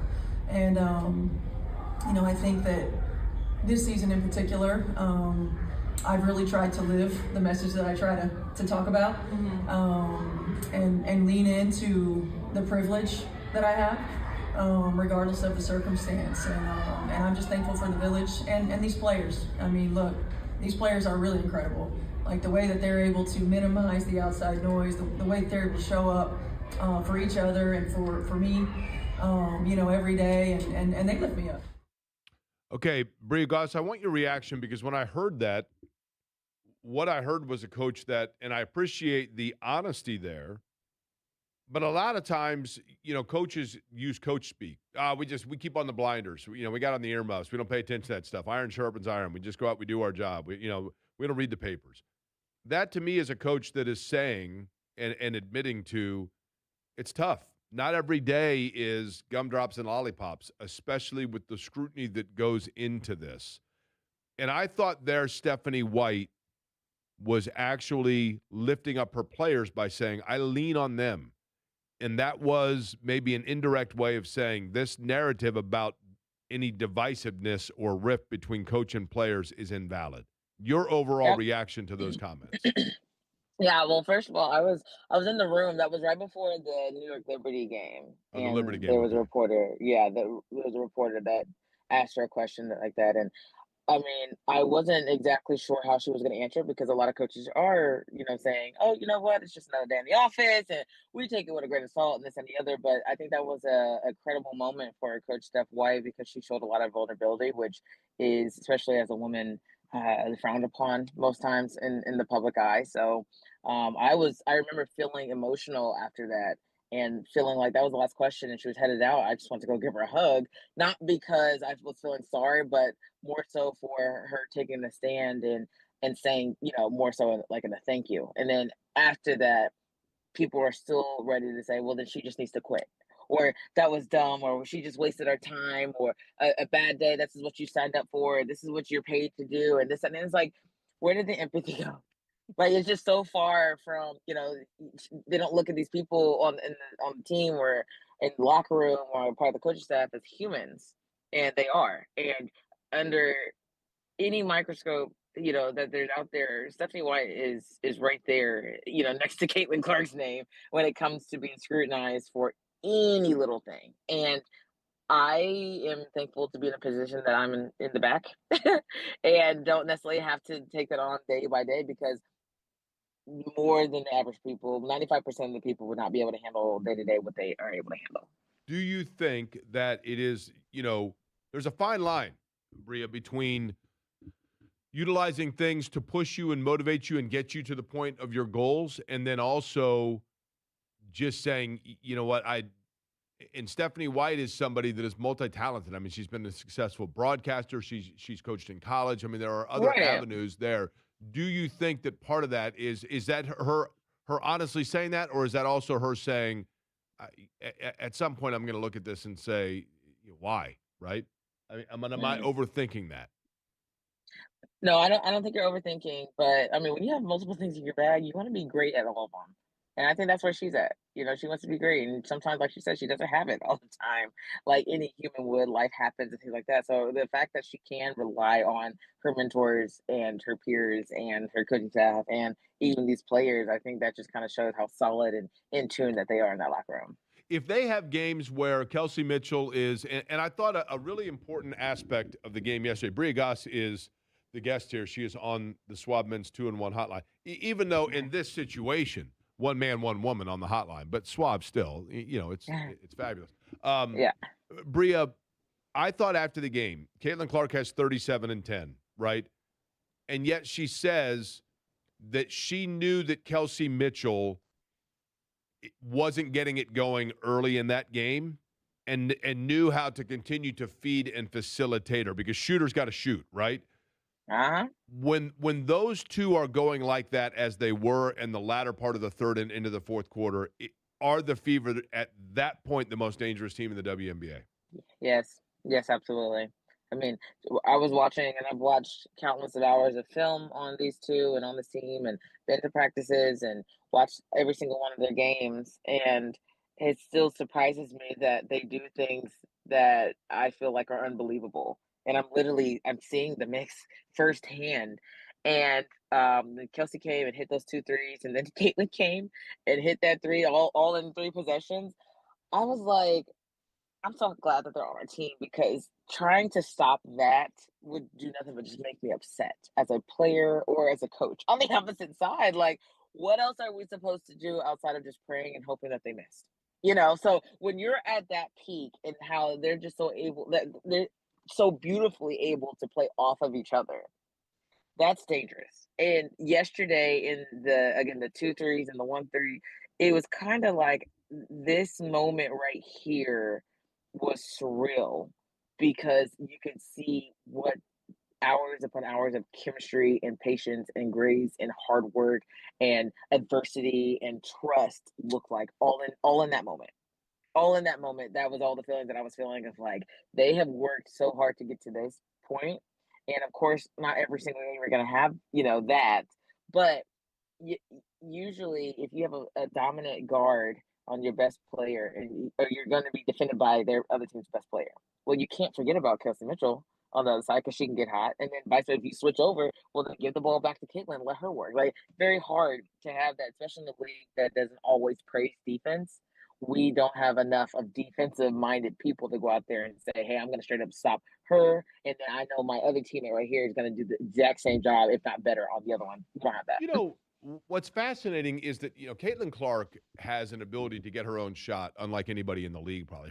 Just with her step back ability alone, right? And about half of them, I think to myself, did she walk? But she did. It's just the way that she's able to do that. The way that right? the ball is coming off of the hand. Correct. It really is. Yeah. Now, and I think that we focus so much on that. And you tell me if I'm wrong here. Lately, I've also discovered that I think Kelsey Mitchell might be the best off-the-ball mover in the WNBA. Her ability to she doesn't create her own shot per se in terms of and she can do it. She can do the step back. But to me, her better skill set is her ability to work her way through and the constant movement away from the ball that then allows her to get open. Is she the best in the league at that? She's a machine. She doesn't get tired. And remember, this was a back-to-back and game 5 of an 8-day stretch, and she still looked like she had another gear to go. So I would say she's inhumane. I would say definitely, like, she works to get the ball mainly because there's a lot of attention on her too. You throwing multiple bodies at her, this and the other. But I think where she thrives the most is her downhill action because she's so incredibly fast. She has that stop and pop, or go all the way to the basket, or a counter move, or a step back, or a pat, like whatever the case may be.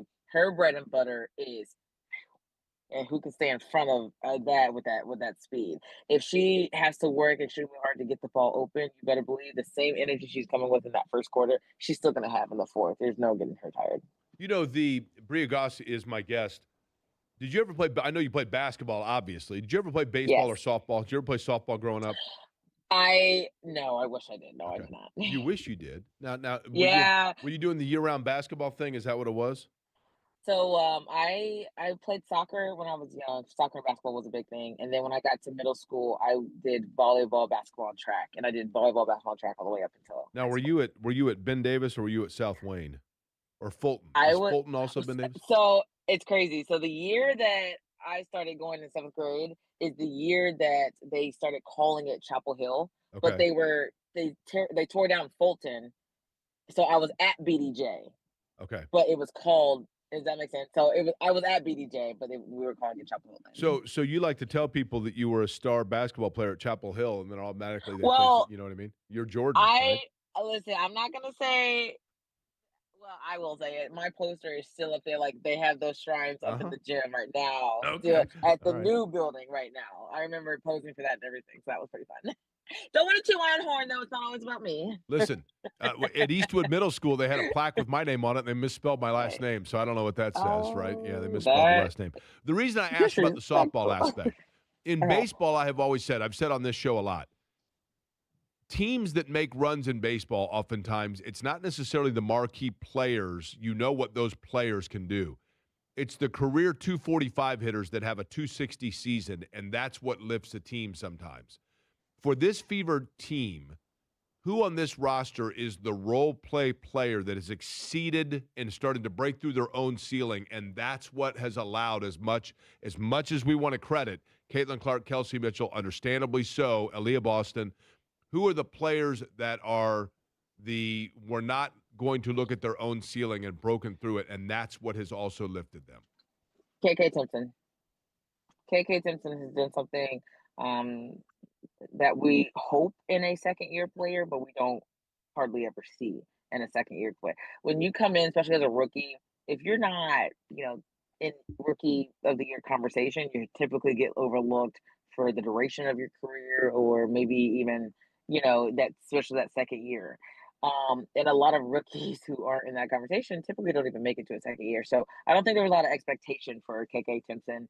And the belief that Seth White had in KK in the offseason was like, hey, you're a big pivotal part of our game plan, and we need you, to learn these things as quickly as possible because we need you in the game. I remember going to preseason practice, and I remember Seth White was yelling at KK, and I'm like, how could you yell at her? How could you? She's so sweet. And no, she yelled at her because she needs her. She needs her now, right now. There's no time to waste. And so she always knew that she had a ceiling to bust through, and she's doing that right now. She's opening up so many things. She's great around the basket. She has great hands. She can basically dunk. I want her to dunk so bad. Just on the putback. I don't care what it is, but she can dunk that ball. She can run the floor like a racehorse. She can trap. She's able to guard the biggest player on the floor and the point guard. Like those types of things are things that are dangerous for our team. Okay, lastly, up against it, but I simply need to know yes or no. You did bring ketchup potato chips back for your own enjoyment because they were fabulous and you're now strangely addicted. I did bring them back. However, they are no longer here. Yeah, I ate one bag and then I also gave another bag away. But you like, they're good, aren't they? Yeah, I would say I like the all dressed bag better. Oh, okay. All right. I like the all dressed bag, but the ketchup was very much like barbecue chips with a little less pizzazz. It was good though. I have a video. I saw the video and I immediately was like, there's like 3 players. I think Lexi Hole was on board and the rest of them were like, these are terrible. And I'm like, no, it's an acquired taste. It's an acquired taste. You got to get through the bag. And then if you're like Eddie, before you know it, you're like, you've had 6 bags before noon, right? Eddie, we got to work on that. Jake. Okay, Jake. I'm just saying.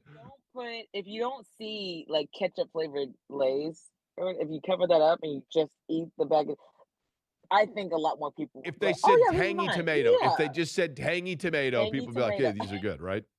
All right, Bria Goss, the pride of Chapel Hill, Bria Goss, or whichever middle school it is. Appreciate it as always, Bria. Yeah, thanks so much, guys. Have a good one. Bria Goss joining us on the Swab Men's 2-1 hotline. College football going to be underway before we know it. As a matter of fact, Eddie had mentioned that it is USC and San Jose State kicking it off. Yes. Indiana a week after that. Don Fishel joins us 12 o'clock hour.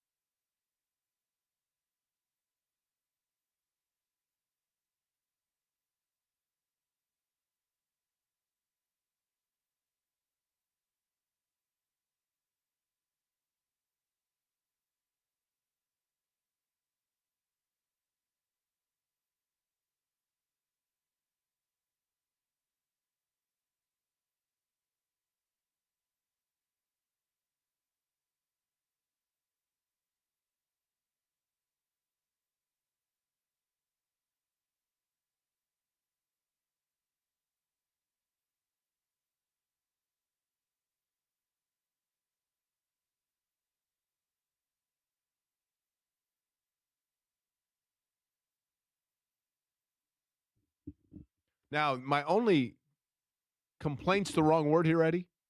My only nitpick. Did you ask Bria to bring us back bags of chips? No, you asked me if she got the hint. I don't think she got the hint. No. This is kind of the story of my life, right? I thought for certain, she'd say, "Oh, and I brought you guys some back." But, it's okay. So be it, right? Don Fisher going to join us in about 25 minutes. We come back. What we learned or didn't learn, both in the Colts and one of the more unique events over the weekend. We'll get to it next.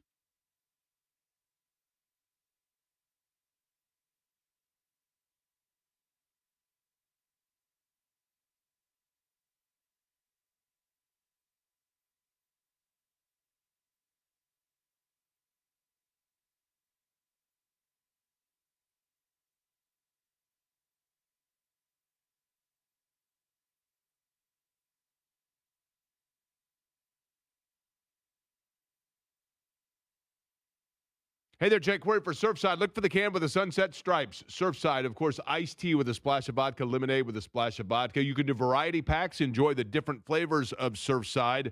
And with just 100 calories, 2 grams of sugar, it is so smooth and so easy to enjoy. Perfect for this time of year when we start to transition into that cooler weather. Nothing cooler than a Surfside, no matter what the occasion may be. Look for Surfside wherever you buy your favorite adult beverages. Please be 21 and please consume responsibly.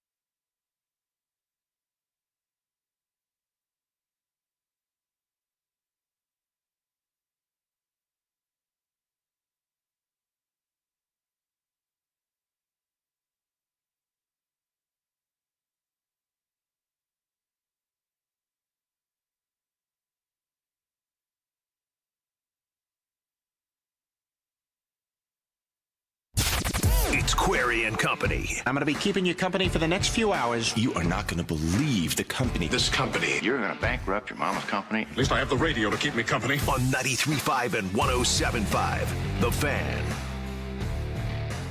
Noon hour underway. How are you? My name is Jake Query. Eddie Garrison, the other voice you hear in this program. It is Query and Company on 93.5 and 107.5, The Fan. Good afternoon, Jake. Good afternoon to you. I guess we can say that now. And it is really a good-looking day outside today, and it was a pretty good weekend. And a couple of things to get to over the course of the weekend, and I'll begin with, because we're going to talk predominantly about the Colts. Just got done talking about the Fever. The Colts and what I think are a couple of the issues with the Colts that we talked about earlier that I want to get back into. But a lot of people asked me, and understandably so, because it was such a unique event, what I thought of the IndyCar race in Washington, D.C. And I thought, and here's the thing that I can answer with sincerity and honesty, and I'm being completely honest about the setup of it, and I hope that nobody has issue with that, but it's the only way to accurately and honestly answer the question. And that is that since COVID, and obviously at the beginning of, and when COVID was taking place, you saw so many different sporting events that were being broadcast remotely. In other words, where the announcers were not on site, but were calling it from a distance. And clearly with IndyCar, that was how things were done during COVID itself. Since then, not all the races. Milwaukee, for example, we will have everybody on site. Mid-Ohio, we have everybody on site. For some of the races, we have a split crew. Some of the announcers, usually a turn or two announcers, are on site along with the pit reporters, and then we'll have one or two people back here in studio that are doing it off of monitors. This particular event, the Freedom 250 Grand Prix of Washington, D.C., we did have Jonathan Grace and Alex Wolf there doing the pits. Michael Young, who normally is with us on the broadcast, was there along with Alan Bestwick doing the public address. I think maybe Anthony Calhoun went as well for the public address. And then Mark Janes and I, along with Matt Brabham, were here in studio. And that's partially because of the late addition to this event on the schedule. It was not part of the original schedule, of course, for IndyCar. It was a late addition to the schedule, and then combine that with, quite frankly, and I don't think this is news to anybody, I'm not going to say the uncertainty. Well, I'm not going to say the question of, but there was always just that hesitation of, how do we know what this is going to look like logistically? How do we know how many people are going to be allowed into the broadcast venues in terms of permitting or licensing and other such things? So I think I don't know this, I'm not privy to this, but it would be my assumption that for that reason, they just decided, okay, we'll do this remote because of all of the logistics that went into the travel of all of it and the uncertainty thereof. And so for that reason, I was not actually in Washington, D.C. I broadcasted the race, but I was not there. So I can't speak to what the vibe and all of that was. And I didn't see, the pre-race. I was on the air doing radio, so I was not able to see the way that it was televised. Now, having said all of that, the race itself, the track surface and the track venue looked amazing. It was interesting because I've been to Washington, D.C. on a number of occasions in my life, and I don't know that I've seen it from that perspective in terms of the aerials, because I'm looking at the backhaul coordinates of the television stuff, so I'm seeing a lot of the behind-the-scenes camera angles. And on a side note, I've been to Luxembourg City, which is one of my favorite places on earth, and I was trying to think about and explain to somebody what Luxembourg looks like, and then I realized it looks a lot like Washington, D.C. Probably D.C. looks more like Luxembourg, because I would assume Luxembourg is older. But either way, the city itself in our nation's capital looked amazing. And the track itself was amazing. With those venues and those iconic landscapes in and around it, it was surreal for certain. And for that stage for IndyCar certainly is a win. We can discuss till the cows come home, and I've elected not to do so on this program because I don't think people want to hear about it. The potential polarization or politics of it, that's going to come anyway. I thought Graham Rahal said it best when he said, look, you have the track and the idea perhaps of the permitting passed basically through the work of the federal government, and then you have the mayor, which is on the totally different side of the aisle, praising it from the city standpoint. And so it was kind of in that regard bipartisan. Now, the presentation of it, perhaps not. I wasn't privy to that because I was on the radio calling the race. The race itself, and then I'll get into the Colts, I thought the true representation of the Freedom 250, and I mention this only because several people asked me what I thought about it, and this would be my answer for you. It was, the race itself was, there were pretty good passing zones on the track. It was not the melee fest that I think that people feared. I thought the track looked spectacular. The paving, sure, there were bumps and there were some issues. That always happens with a first-time event. And I don't know whether it would be a second-time event or not. That will be discussed even further. But I thought the race was personified in everything that it represented in the form of Alex Palou. And the reason why I say that about Alex Palou, I know Kyle Kirkwood won the race, and he's an American, and he had an amazing performance. And he did not put a wheel wrong the entire day. And Scott McLaughlin took the lead for a brief second and went for it and went too hard into a turn off turn 2 and made contact. And Kyle Kirkwood did not have any mistakes. Alex Palou is going for 4 in a row here as an IndyCar season champion. He is an Indy 500 champion. He has won 25 races in the last 42 starts in the sport itself. He is on a historic level of production in racing. And he's a native of Barcelona, Spain. Lives in Carmel now, but native of Barcelona, Spain. Super nice guy. I thought Alex Palou, as much as I love the storyline of an American winning the Freedom 250 in Washington, D.C., Alex Palou most personified the spirit of America. Not that those other guys didn't, in the way that race went down. Because Palou in the race started on pole, had an incident in the pits where he was penalized because of a mistake he made, had to go to the back of the field, worked his way back up, and then later had an incident where he made contact. There was a part that was broken. He was still limping the car around. He made contact. It spun him around. It just destroyed a wing. He limps his way back into pit road. This country, like Alex Palou, is the very best.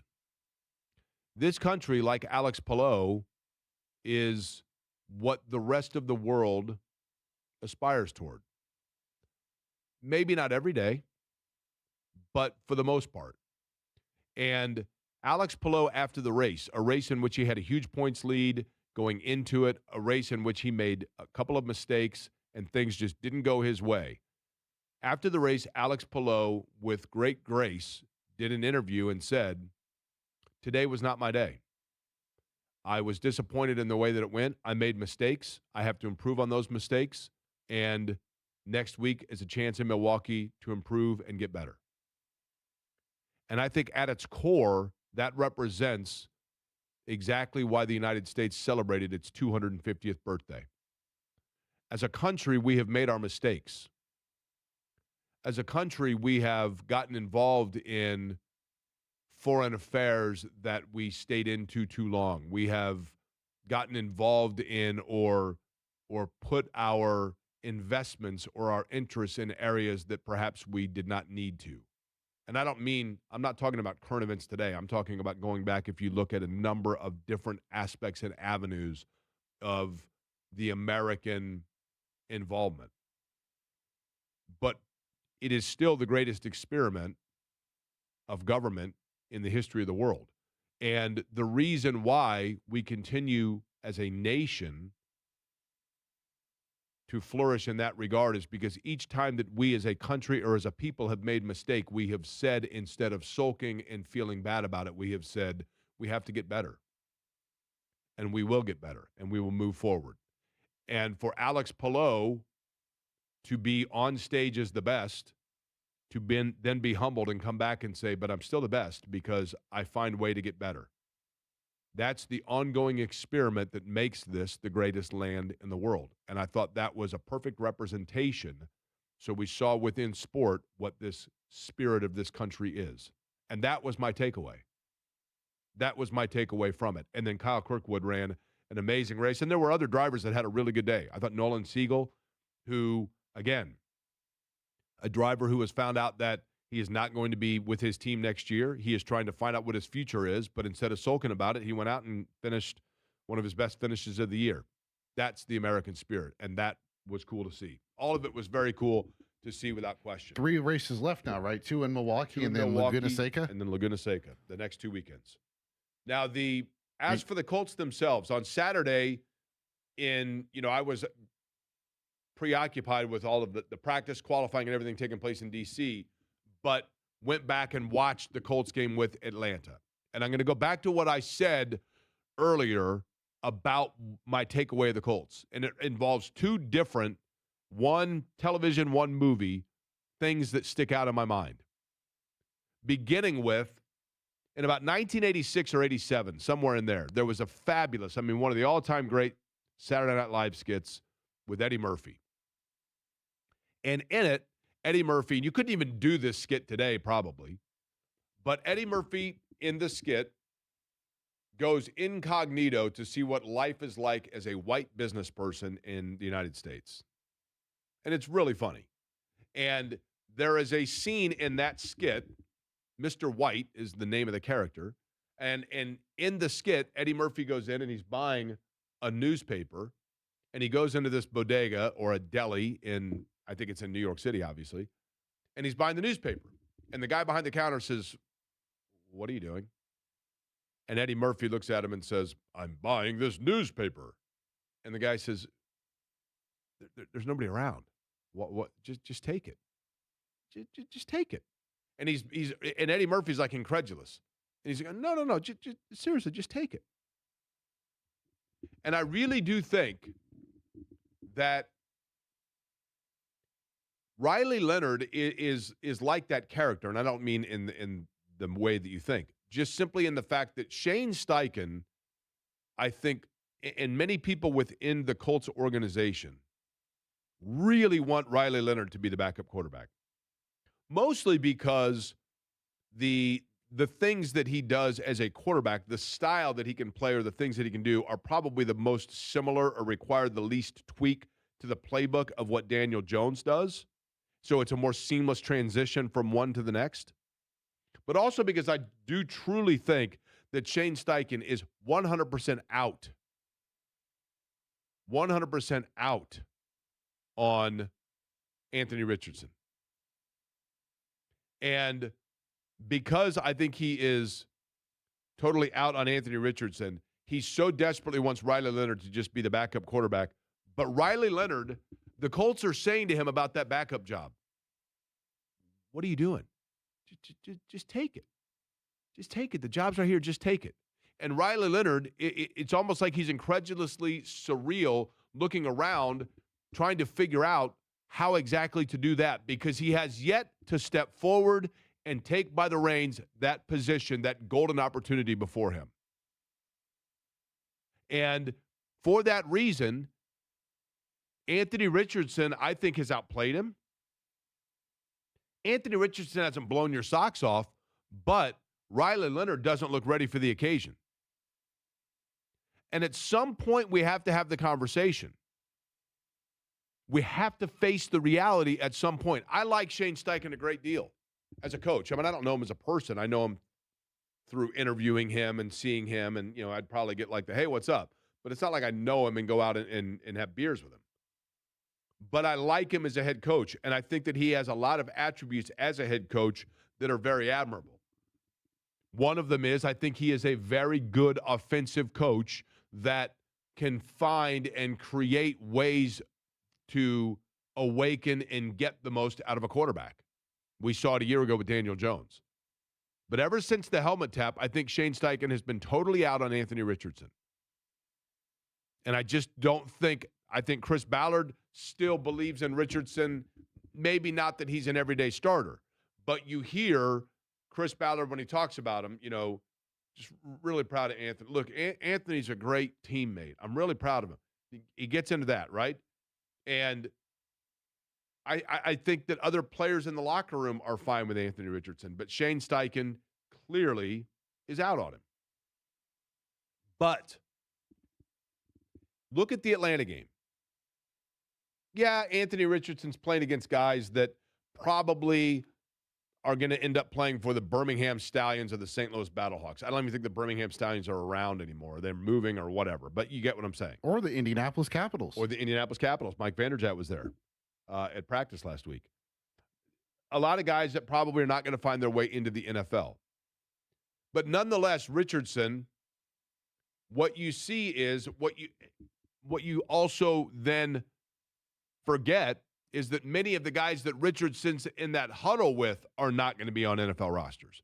So he's playing behind an offensive line that is not an NFL line. He's got receivers that he's unfamiliar with.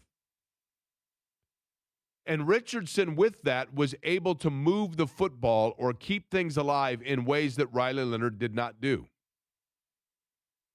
And so, at some point, and I think the time is now, even though I've said that it's over for Anthony Richardson, even though I've said, you know what, he has no future here, he's not in their long-term plans, the reality is that he is somewhat in their at least immediacy because he is not in the long-term plans of any other franchise.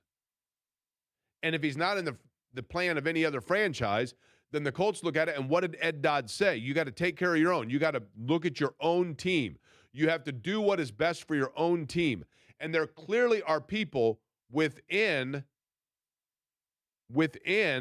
the organization of the Indianapolis Colts that believe that taking care of your own means finding ways to have Anthony Richardson and what he brings to the table benefit you.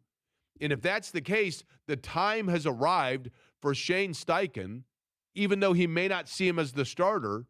If he is the quarterback whisperer, Shane Steichen is paid to not just push the right buttons and get the most out of the 22 players that are starting for the Indianapolis Colts, but rather to find ways that within your entire roster on your team, you have to get the most out of all 53 players.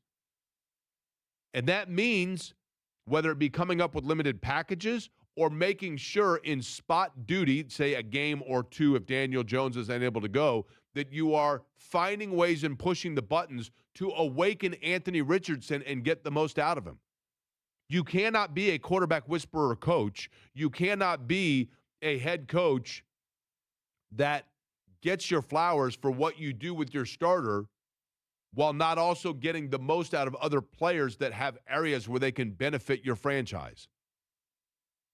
And in Anthony Richardson's case, that benefit may not be long-term, everyday, starting car, Indy 500 front row guy, but rather spot duty, fill-in guy, whatever, fine. It's also Shane Steichen's job to come up with ways to allow that to benefit the team. And I think we've seen now that time is here because Riley Leonard, quite frankly, has not shown an ability to step up into that. Now, the other thing in terms of movies and characters that jumped out at me, and I mentioned this earlier as well. Friday after the show, what did you do Friday evening, Eddie? Anything? Friday evening, what did I do? Oh, I had a high school football game. Oh, yeah, Decatur Central, right? Yes. Did something take place at the end of that game? Yep. But everything was okay, right? Correct. Was there a fight or there was a concern or something? And I'm not trying to be. I literally saw like a headline and I didn't really get into it. There was a situation between a group of fans that happened within the stadium. They were asked to leave. Said confrontation spilled over into the parking lot. Gotcha. There was a word mentioned, and then people went stir crazy. Okay. But there was fear of it being worsened than, I'm not saying it wasn't bad, but nobody was critically hurt or anything like that, correct? Correct. Okay.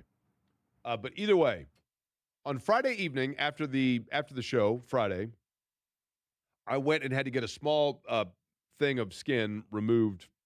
Everything, I mean, it's fine, but I had to have a procedure done on the back of my neck.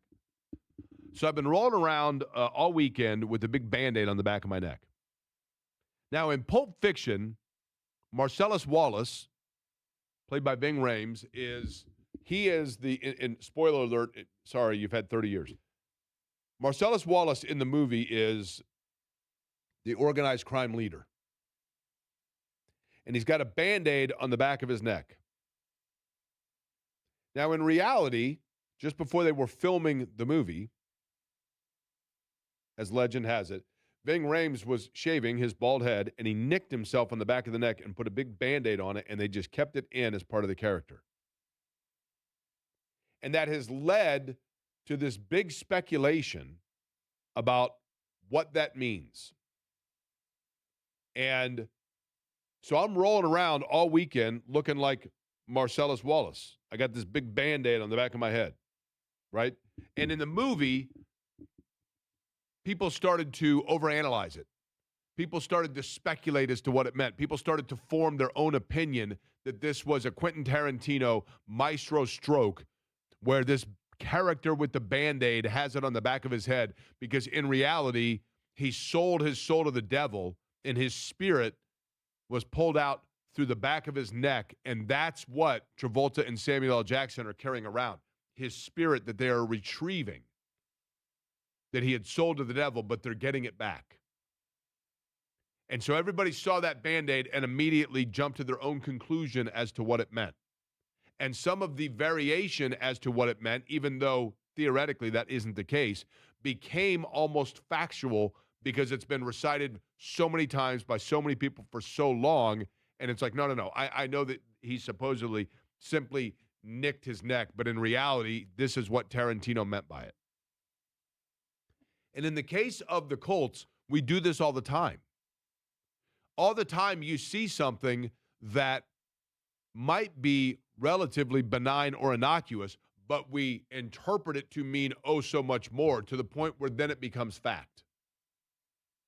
And I don't know, in the case of Charvarius Ward, the nick that he has, the slight issue that he has to his back, may simply be a Band-Aid that he's got to have on it for a couple of weeks here before the regular season begins, and then everything goes on as normal.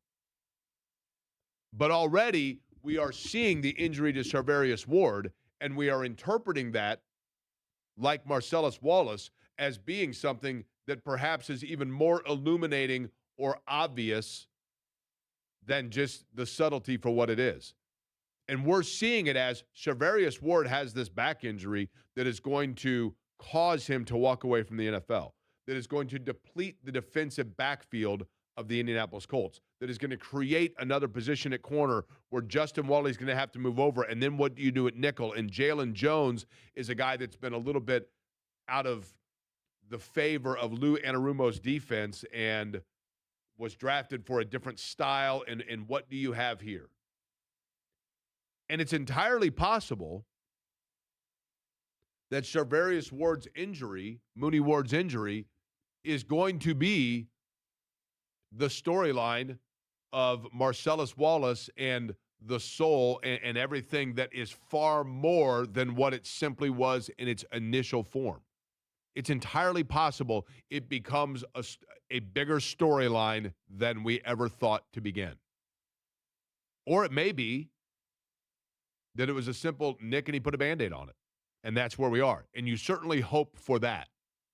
But the longer that it goes without us seeing him, that then becomes a question mark. And that is fortunately an area where the Colts have some depth.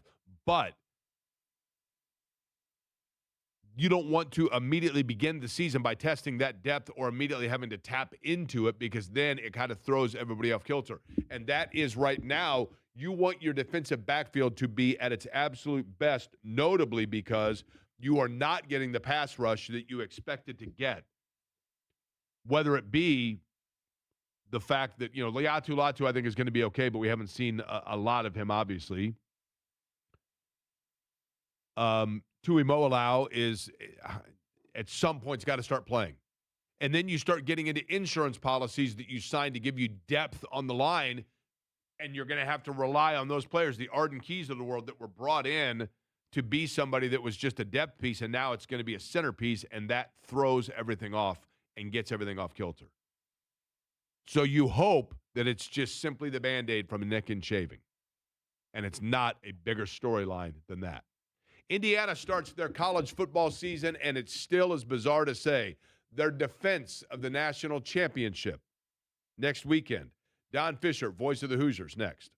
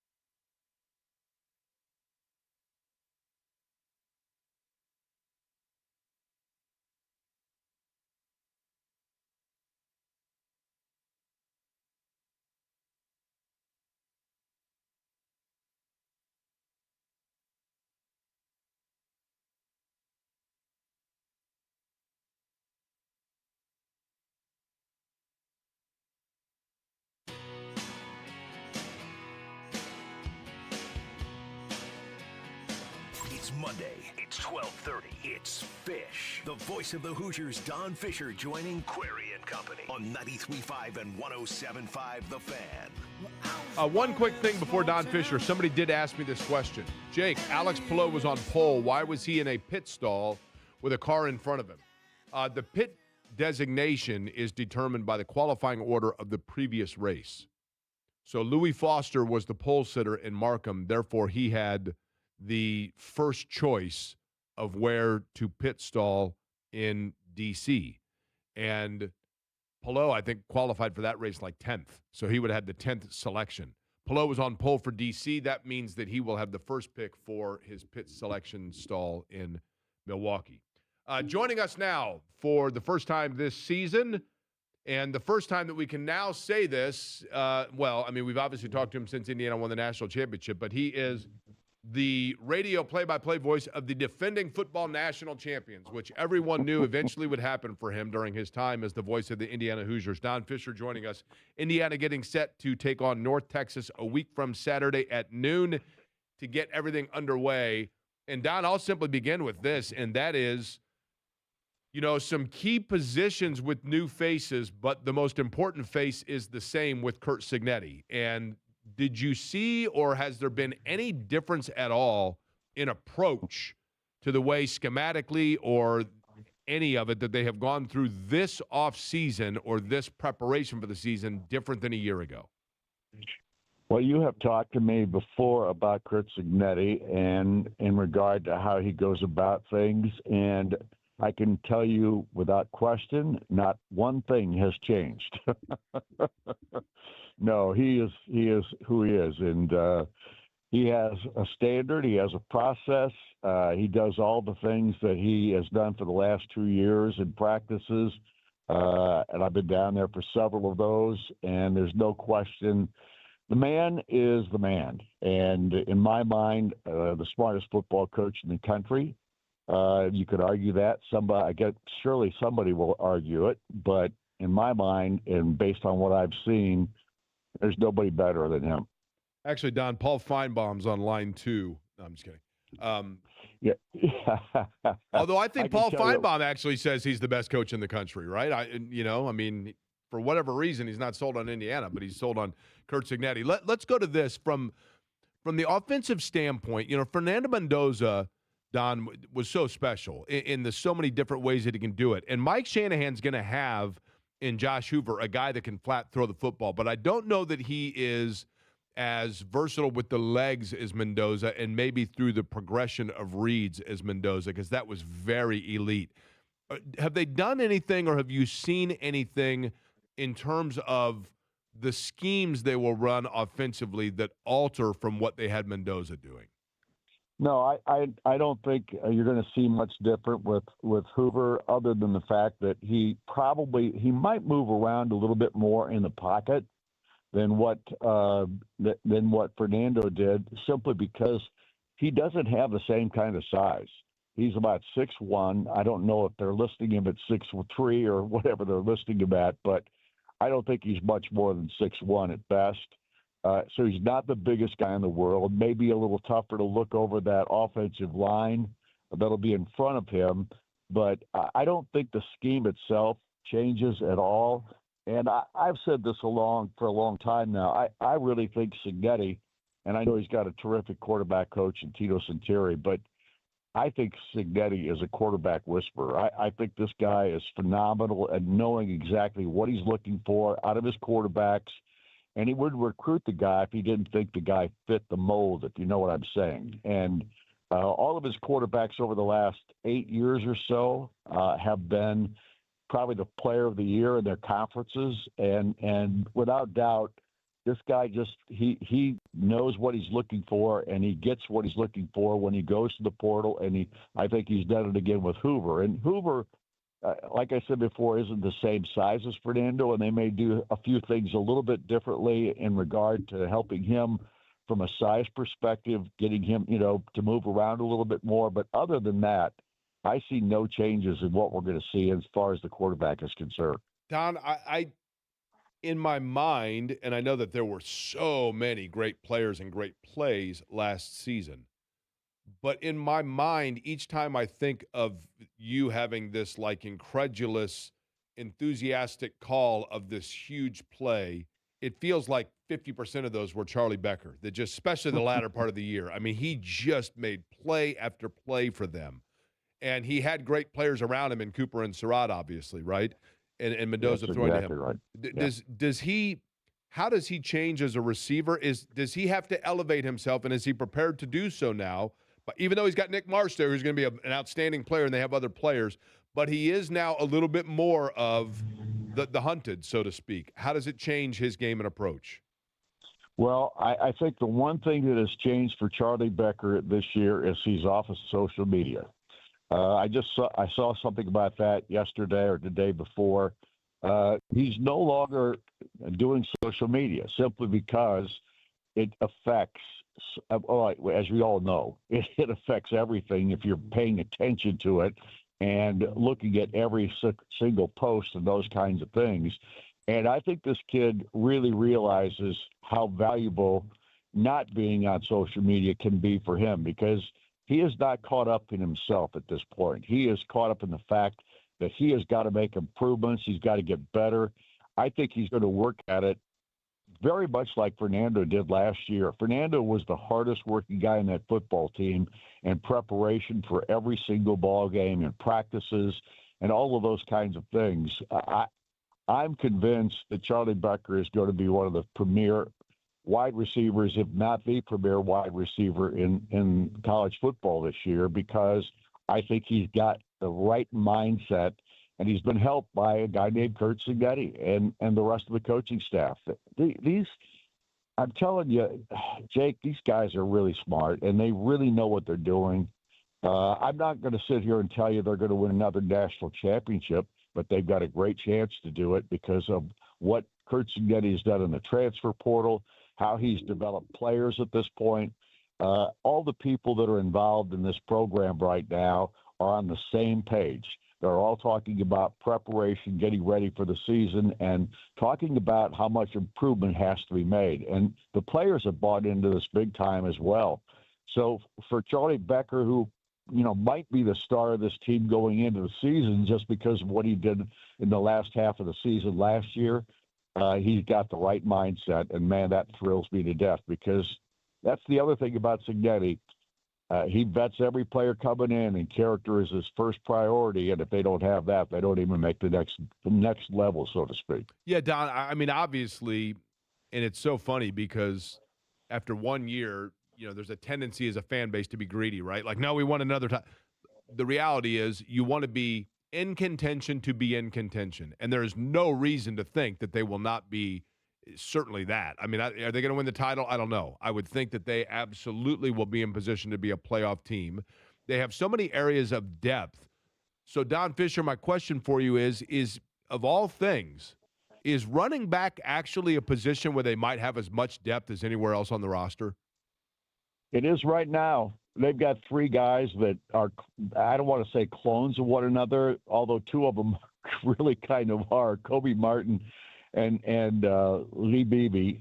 Those two guys look like one another on the football field, and they wear almost identical numbers, 28 and 29, which is going to make it extremely difficult for me. I'm as far up as we sit in some of these stadium press boxes to see which one is which, and the numbers are so close.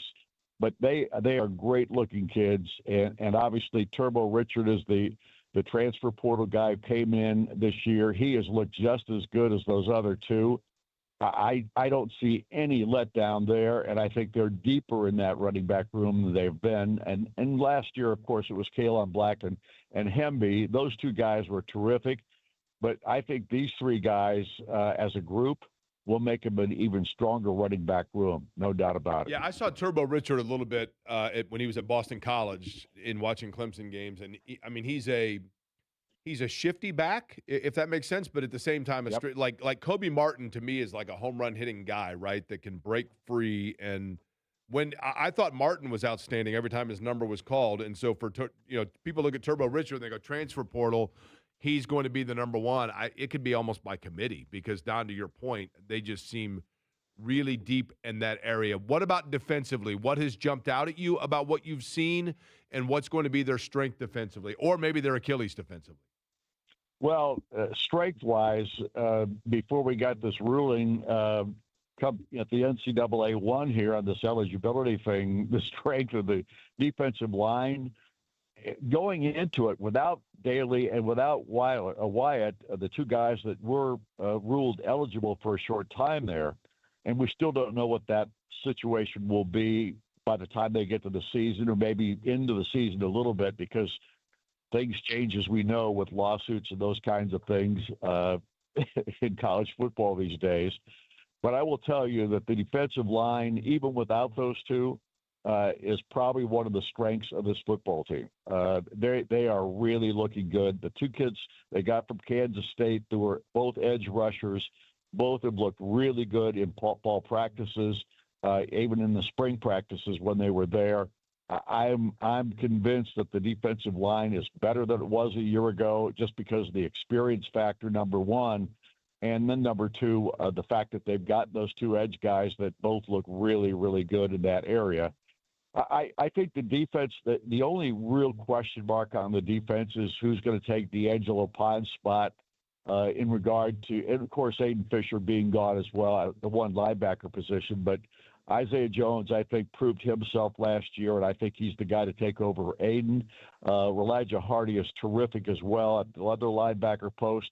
And then on top of that, they've got a defensive backfield that is veteran. And then they've got a couple of young guys. Baldwin, of course, was a freshman last year, played some, is going to play a lot more this year at one of those corners or one of the safety spots. Amari Farrell, of course, is back.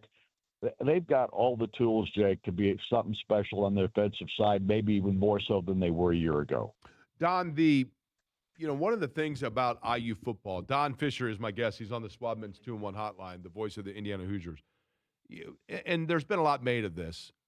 The fact that this is not a team and a program under Curt Cignetti that's going in and having 3-hour, 2-a-day practices, all of that through camp. It's more about precision and just learning what your job is. Do they, when you watch it, do they have minutes unaccounted for in practice, or is it literally like, hey, we got 65 minutes and we are going to absolutely take advantage of all 65? What is the pacing like in one of their practices? It's amazing. And I'll give you an example only from the standpoint that this is a guy who should know what it should look like. Kywin Supernall, of course, played defensive back for Indiana back in the day under Bill Mowry, right? Well, Kywin Supernall went down to practice the other day and watched them and sent me a text afterwards, and he said, "This is unbelievable, what I've just seen." He said the precision, the number of practice snaps that these guys do, he said it's unbelievable how quickly and how well it is orchestrated and how much they get done in an hour and 50-minute practice. And that's basically what they go every single practice. Never, in fact, last year, I think the only time I saw a practice that went longer than that was one that they had to take inside because it started raining and they hadn't expected that. And they went back inside. It took them about 15 minutes to get everything back underneath the Mellencamp Pavilion off the practice field. Other than that, I've never seen a practice go longer than a minute 50, minute 55. Don, lastly, I heard you on with John at the end of last week, and you were getting ready to go watch some high school football, I believe, and I apologize. I did not see the game results of the game that you were watching. Your son's coaching again this year, right? Yeah, down at Edgewood, and they won 29-8. So that's game number 1, is that right? Yes. Okay, so that's the first of what's going to be their 12-0 journey, right? 16-0 by your standards, right? After last year, I'm not quite as optimistic as you might be about the high school level. Just so you know, but I will tell you this: they look so much better in their opener this year against the number 1 ranked Class A team in the state in Springs Valley, who they beat 29-8. So we're happy about that, but we're taking them just like other coaches do, one at a time. Did you make a wager with Larry Bird over the game? I mean, you should have at least had a wager with Larry Bird, right? I saw Larry a couple of weeks ago, but we did not make a wager on that one. No. All right, fair enough. Fair enough. Don, appreciate the time. It's going to be a great football season, no question about it, both for Edgewood and obviously for Indiana as well. Appreciate the time today in previewing it again. Hoosiers and North Texas coming up week from Saturday, a noon call. Appreciate it, Don. Thanks, Jake. I apologize for making a mistake there. I said an hour or a minute and 55 seconds. Whatever I said there was an hour and 55-minute practice is about as long as they go. Well, either way, that's, again, compared to the old, Junction Boys days, it's a far cry from that. But clearly The proof's in the pudding. We will talk to Don Fisher throughout the course of the season. The best, no question about it. An off season, by the way, of continued accolades for Don Fisher, Hall of Fame inductions and different awards, rightly so, for the broadcasting prowess of Don Fisher. We'll come back. We will check in with J&V, brought to you by the good guys at Love Heating and Air. It is the crossover, brought to you by Love Heating and Air, love-hvac.com, 317-353-2141, the telephone number, an official Heil Heating and Cooling dealer. We'll check in with John next.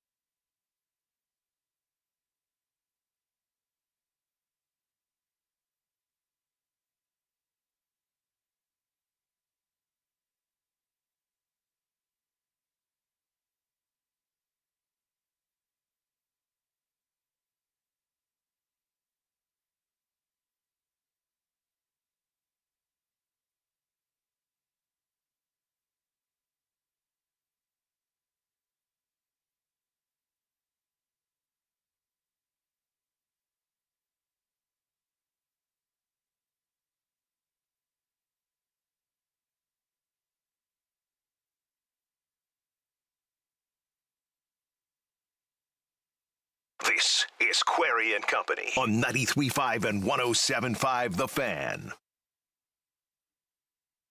Thank you to Mike Chappell, Bria Goss, as well as Don Fisher for their time today. Beautiful day outside. JMV will take things over at 3 o'clock today. And, John, this is the kind of... He's running down from the third floor. He'll be in there in a second. This is the kind of charitable dude John is. It was an all-90s JMV takeover for the first part of his program on Saturday. And yet, he played, and not for her sake, but I think Shannon's favorite song of all time is Gimme Shelter by the Rolling Stones. And John played it because Rick Venturi requested it. So Venturi makes the request, goes outside the box of the 90s, and Gimme Shelter was the tune. And a fabulous song. Mary Clayton doing the backgrounds on it is absolutely fantastic. But, John, that was a solid call by Rick Venturi. How about that, too?